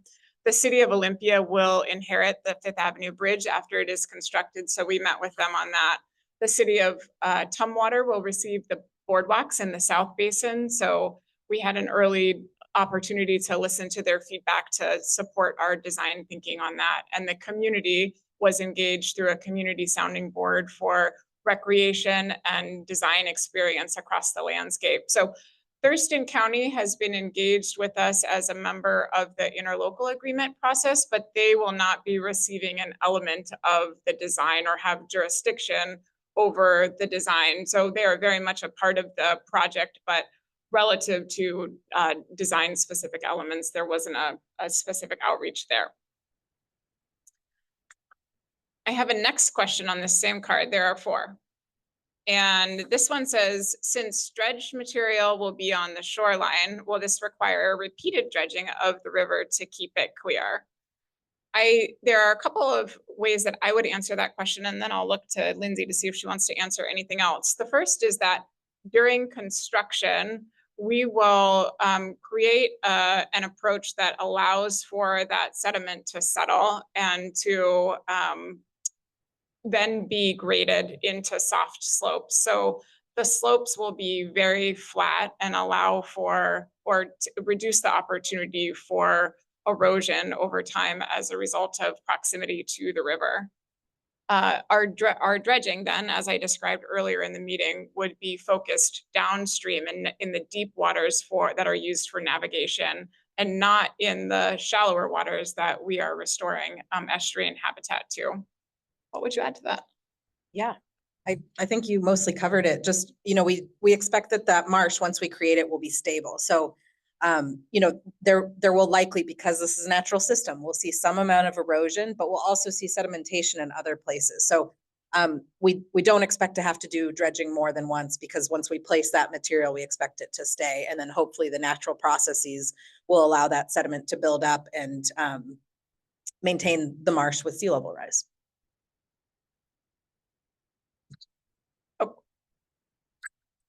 And that kind of answers another question. How does it cost maintain the existing dam? Will it cost more or less to maintain? Someone asked that question, so I think that answers that pretty well. The costs are really downstream. It's not in stream that we're looking at maintenance costs. So, okay. Relative to, let me actually provide a little bit of context on this question for the broader audience. This question is specific to the interlocal agreement, and that's an agreement that I was describing earlier that would provide funding for dredging of those navigational areas in West Bay to support the continued vibrant shoreline of Olympia after construction. And while the interlocal agreement, or the ILA we refer to it as, is written really to capture that funding for future long-term maintenance, governance and maintenance, it's really the key that helps us to unlock the estuary restoration. So all of the construction activities that would precede that. So when we think about the ILA and the benefits that it provides, we think about it in 2 ways. We think about it as the ability to demonstrate to funders, to construction funders, that there is a long-term funding and governance plan so that we can be more successful in receiving funding for construction of the estuary restoration. And it will provide the funding for that long-term maintenance dredging that I provided. So that's just a little bit of context ahead of this question that we received, which is, what specific tangible benefits will residents of rural, unincorporated Thurston County be in receipt of to justify use of Thurston County taxpayer funds for the interlocal agreement. And this person suggests that they live, far away from the city of Olympia. So Thurston County is a contributor to the interlocal agreement. They have a portion, about 12% of the total funding allocation of that interlocal agreement. Some of the benefits that Thurston County at large will receive are this. One is that the project will reduce flooding in downtown Olympia. And Thurston County, by reducing flood levels, by maximum flood levels by up to 1 foot, and increasing climate resiliency along Heritage Park, as Lindsay was showing to us. And reduction in flooding levels helps to reduce business impacts that are important economic drivers to downtown and also to the Port of Olympia. The emergency vehicle response time that would be provided and supported by the Fifth Avenue Bridge is a significant benefit of the project. The opportunity for sediment that moves downstream to be potentially providing monitored natural recovery or covering areas of contaminated sediment in the port, that reduces the amount of cost for port cleanup, which is funded by the state and funded by different funding avenues that the legislature, would provide. There's also the deferral of cost for lot rate. Let me restart that. There are also deferrals for increased treatment that would be required at Lot Clean Water Alliance as a result of the project. And those treatment increases that would be required if the project was not implemented would be passed on to ratepayers. So by implementing the project, there is a cost savings to ratepayers. Anything else that you would add there about tangible benefits to residents of the county? What's that?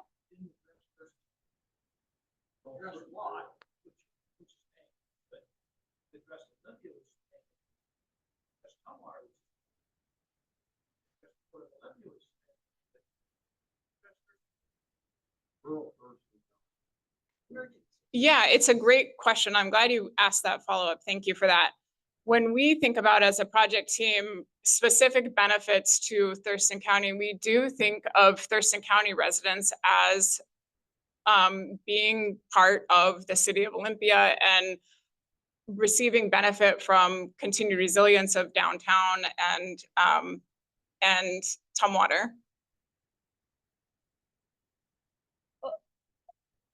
Oh, Mark's got something.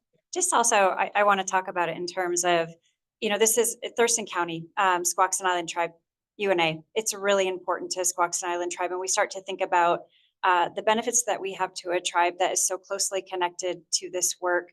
The state put in this dam, and that's kind of what caused all this harm. And so the state's taking it out. This is an important area for Squaxin, for Thurston, for this entire region. And so when we think about the natural benefits, and I see you shaking your head, but it's something that it's bigger than just specific.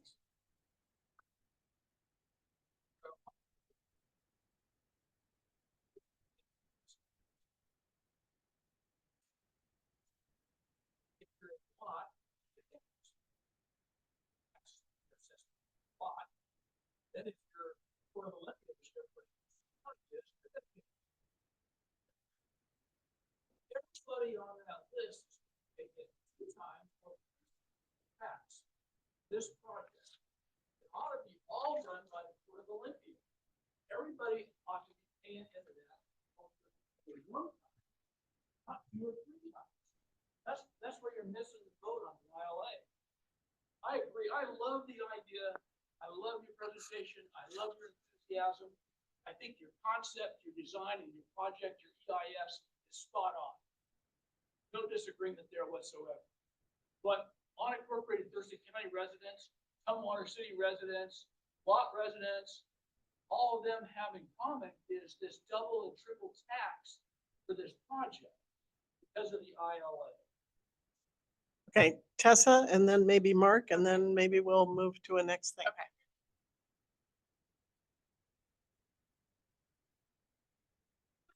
No. He loves the EIS. He loves the EIS and the The bridge. question, the question is, if the entities, including the port and the city and Thurston County, all have to provide funding for the ILA, are residents of Thurston County being taxed more than once, or, and to justify that, what are the benefits? Would that be a fair enough characterization, summary of what I?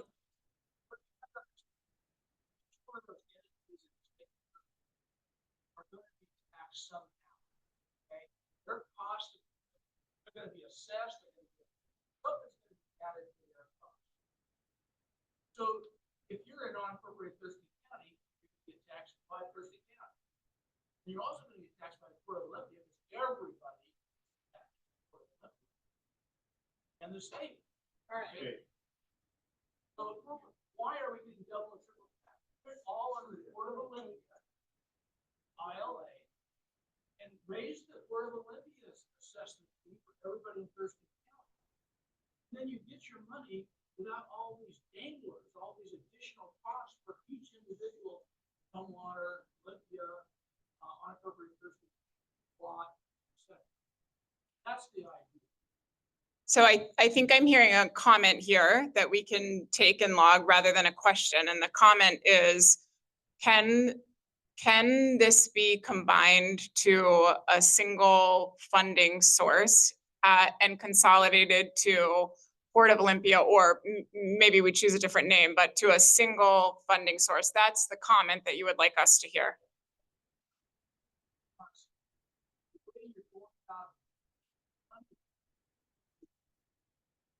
Thank you for that comment. Let me just clarify one thing, if I may, in response, because I think that what I'm hearing from you is you're tracking the ILA very well, and thank you for that. We really appreciate you tuning in. Thank you. It's great to hear that. It really is, because we're doing a lot of work to move that forward. And I just want to clarify for those that aren't tracking as well as you are, that again, as I was speaking to at the top of my explanation, the interlocal agreement is specific to about an $18 million value for just give me 1 second. Let me get through it, okay?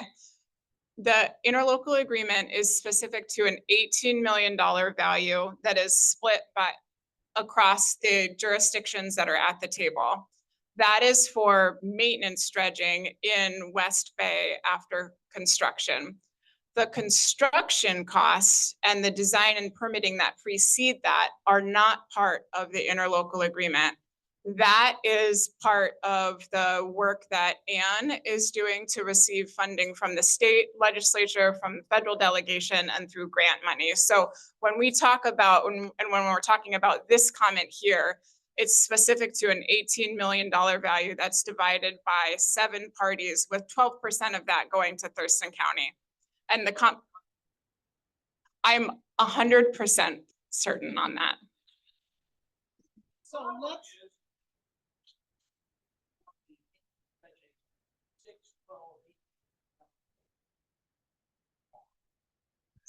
So we need to kind of keep going. Yeah. So. Okay. Where did we land there? Am I answering that last question?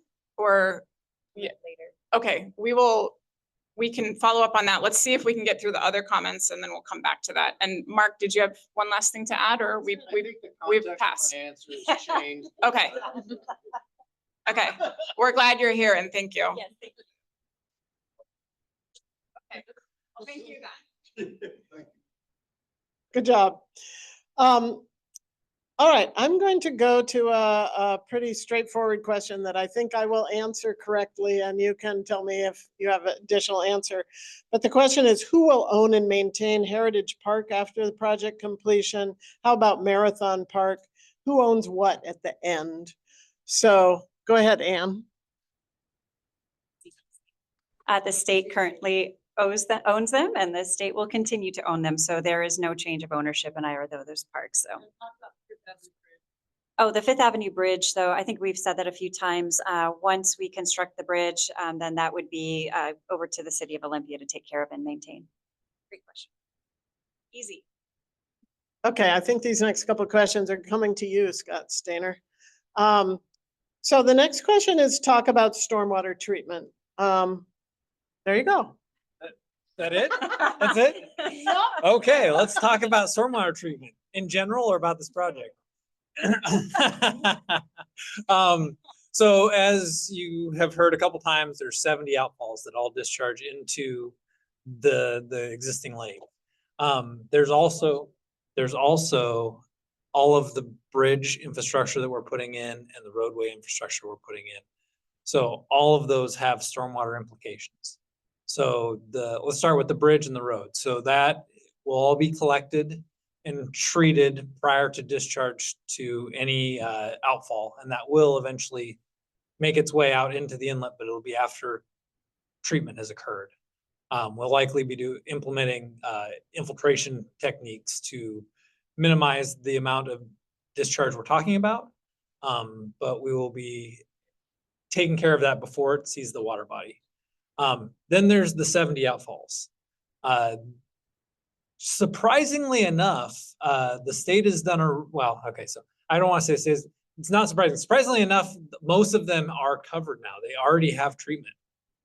That's not what you see in a lot of places. And so it's kind of great to actually go around and say, oh, this has some element of treatment, that has some element of treatment. Now, some of them we need to reevaluate because it was done in a different era or a different time. And so we need to reevaluate that treatment. But we are looking at overall what the whole system looks like. Our responsibility, though, is for the parts that we're directly impacting. There's hundreds of acres that drain to those 70 outfalls. So we're not going to go after every area that is, very far away from our project. We're going to take the project and make improvements to anything that we're impacting or touching, and make improvements to the parts that we can reasonably do so. And then we're going to rely on some of those areas that already have treatment on them. And we're going to ensure that continues, that the treatment still exists. And then we're going to consolidate some of these outfalls to help Lindsay with the channels that she's creating. And we're going to try and consolidate the system in such a way that we're being responsible with the funding that we're being provided and with the need to provide clean stormwater. Is that? Okay. Thank you. I think I'll stick with you, Scott. The next question is about the design timeline. So the question is, we're discussing conceptual designs tonight. How much would they change over the next 10 years? So maybe you can just talk about how design progresses from now through the beginning of construction, which we're hoping is 2027. Yeah, so as you have heard a couple times, we're at 15% design is what we call that. That doesn't mean that we've designed 15% of the project. That means that every element of the project has been pushed far enough that we can see a picture of where we're going. And that's the goal. And so now we're at 15%. We understand all of the elements of the project a little bit better than we did at EIS. We now understand, like Ann mentioned, that Percival Cove Bridge, for instance, needs clear help. It's something that's going to be evaluated as being part of this project. And so we now understand the picture, and then we're pushing through what we call 30% design. So that'll get us to the end of this year, and that gets us ready for permitting. So that's when we start going through the permitting process. Well, that permitting process takes a while. It's a couple of years. And while that permitting process is going on, we're going to continue to push design. So that gets us through 60% would be that following year. So now we're getting much closer. We're actually developing the details on how we're going to get this built. And then, so that's 2025, and then 2026, we're going to push to final design. So we're going to take it all the way to 100%. So we're ready to build, so that at the end of 2026, we're rolling to 2027 and we're ready to actually construct something. And that's our goal. So that by the time we get to 2030, like the map said, that dam's coming out. And that's the end goal here.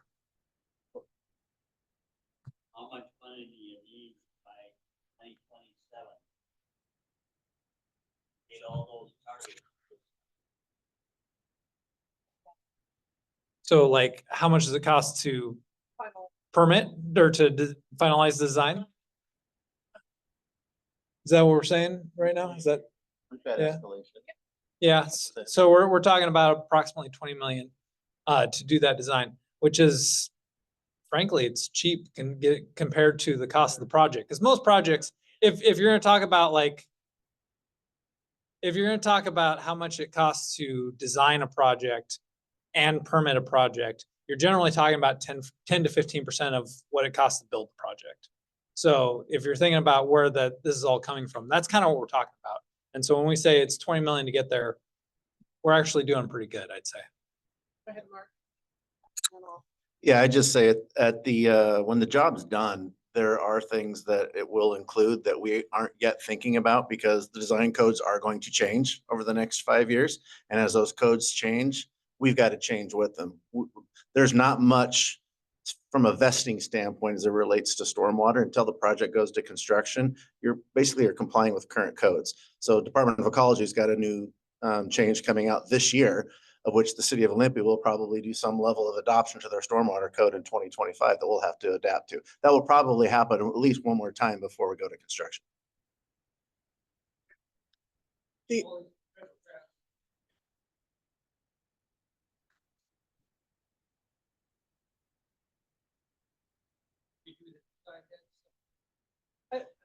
Well, the question that was just asked, and then I want to move to this other question I have that's related. The question is, what if you don't get all the design funding and you get partial design funding? How will you adapt to that? Yeah, design and construction funding, how will we adapt to partial funding? I think we'll be making choices at that point. There's gonna be certain things that we have to decide what's critical for this project. And if we don't get the funding, there might be certain elements of this project that may have to come behind. Maybe it's a part of a future project, maybe it's something that's separate from this. There are some critical core elements that have to happen, right? And so that's the amount of funding we have to move forward. There's certain things that could be postponed if they had to be. And so I think something we would consider. But our goal is to get the funding so that we can make it all happen.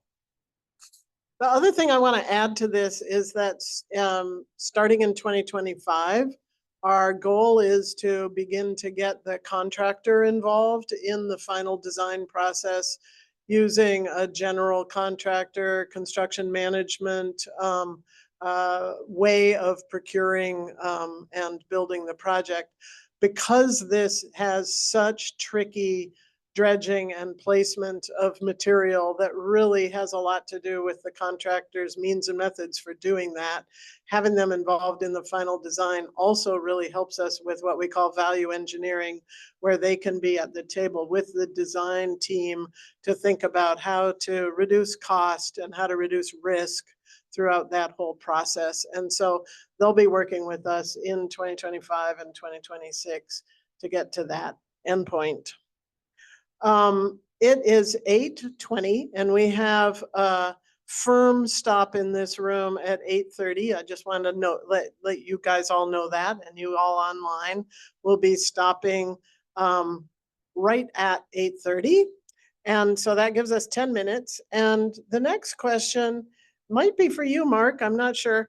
It says, will we be enhancing views from Olympic Way to the Capitol Dome as part of this project? I don't know who's best to answer that. Not me. So I live here in town, so I drive that a fair amount. Are you going to be enhancing views from Olympic Street, I think it's called, versus Avenue? When you're driving, I hope not, because you're going to be going downhill at a little bit of a turn. So hopefully we're paying attention to the road. If you're walking or biking, yeah, there's going to be a little bit of vegetation removal that occurs with the new roadway alignment. Because right now, as you come out of the roundabout and head down Olympic Street, you turn a little bit to the left. The new roadway alignment is going to take you a little bit to the right, down to the new roundabout that ties you up into Deschutes Parkway. So yeah, you're going to be looking right towards that dome. So I would say, yes, there's going to be some enhanced views from up there. And Tessa, you can decide who gets this question, but this question is, will Marathon Park go away? And if it stays, what ideas are there for Marathon Park? Who would you like to have answer that?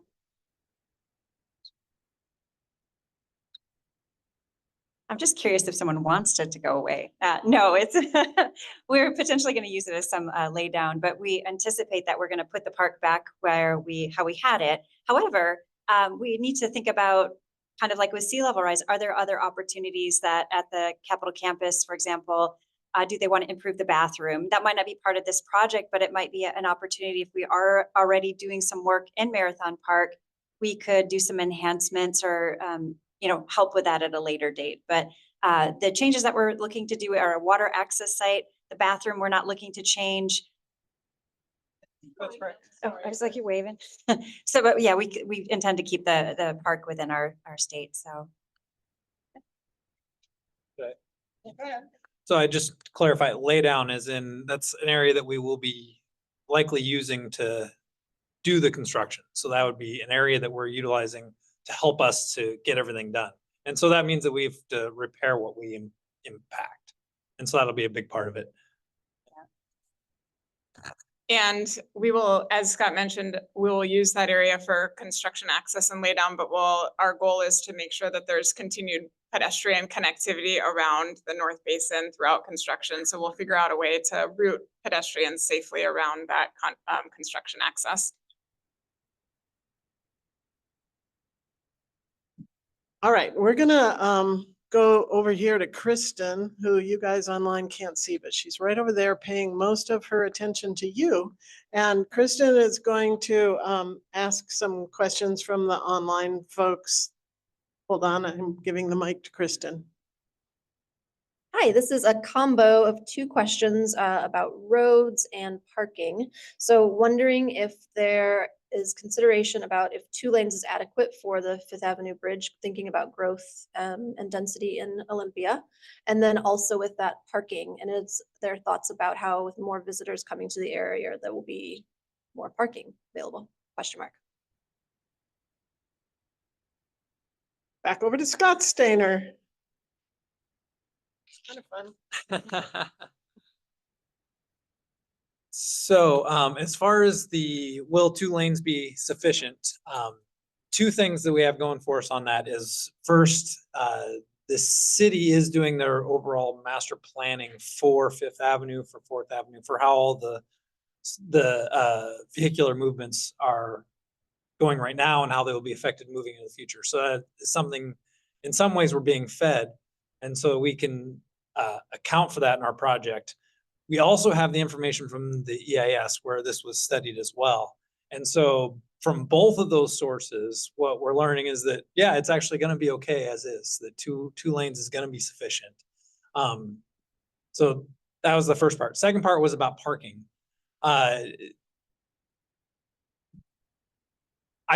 There's nothing currently in the plans that I'm aware of that is specific to adding significant parking to the area. We do have a lot of parking down Deschutes Parkway already, which is great. And then we have parking associated with the parks in the area. There are some areas where we're doing some improvements that touch on city projects. For instance, the area between 4th and 5th Avenue. The city has things going on there. So we don't know where all of that's going. But that's something we'll continue to evaluate. I need to add to that because I know the city of Olympia is always looking to reduce vehicular trips. And so they're trying to really promote the use of transit, bicycles, walking around the community. So the addition of parking is not a high priority of the city. So there's a balance there that we got to try and find as we develop a facility like this that is welcoming of more people coming down, and we still live in a community where we're highly reliable on our cars. We got to try and find that right balance with what the city's looking for. Excellent. All right, Kristen, you have 1 more or 2 more questions? Okay, so the next one again is a hybrid of 2 questions. The first part of it is why is the process not including the preservation of the surrounding natural areas? And with that, what is the plan for that upland and nearshore maintenance long-term? And maybe I'll just ask my other question now and then I can re-ask it if you need me to. I can do that. And then the other thing is, what metrics will you use to measure wildlife use in the future?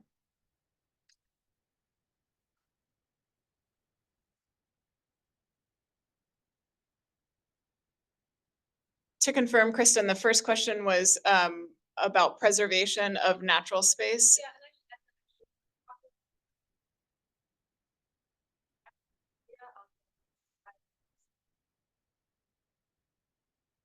Okay.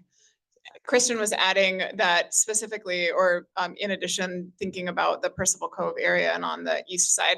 One of the things that we looked at, this is a great question, when we were thinking about the project and potential future development pressures, when we think about transitioning the area into natural space, we look at what the surrounding property ownership is. And the great thing to be able to say is that the majority of the area directly surrounding the project is owned by the state or is publicly owned, which would suggest that increased development pressure is a low likelihood. And the areas that are privately owned are the areas that are directly adjacent to the project are in other, the buildable area, or there are steep slopes that would prevent building directly adjacent to the natural area that we're restoring. So along the east side of the Middle Basin, while that is the area that is predominantly privately held or private parcels, the parcels that proximity to the shoreline, that's a steep slope that critical areas code would prohibit direct development on. So that is the answer to the first question. And the second question was, remind me again. Oh, biological monitoring. Okay.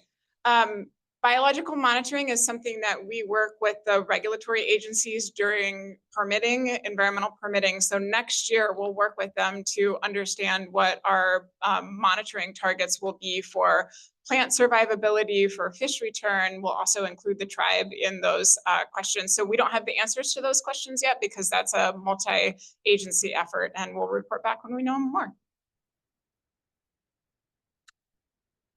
Okay, people, I am going to close us out. I just want to acknowledge that there's a lot of good questions. And as Kristen said, we'll be incorporating the questions into our FAQ on the website over the next couple of weeks or so. I'd really like to encourage everybody who has input or comment on the proposed plan to be putting comments in the box if you're here tonight and have stuff to put in the box.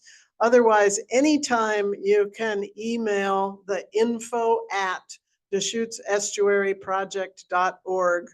And that's a good place to be providing comment and input to the team.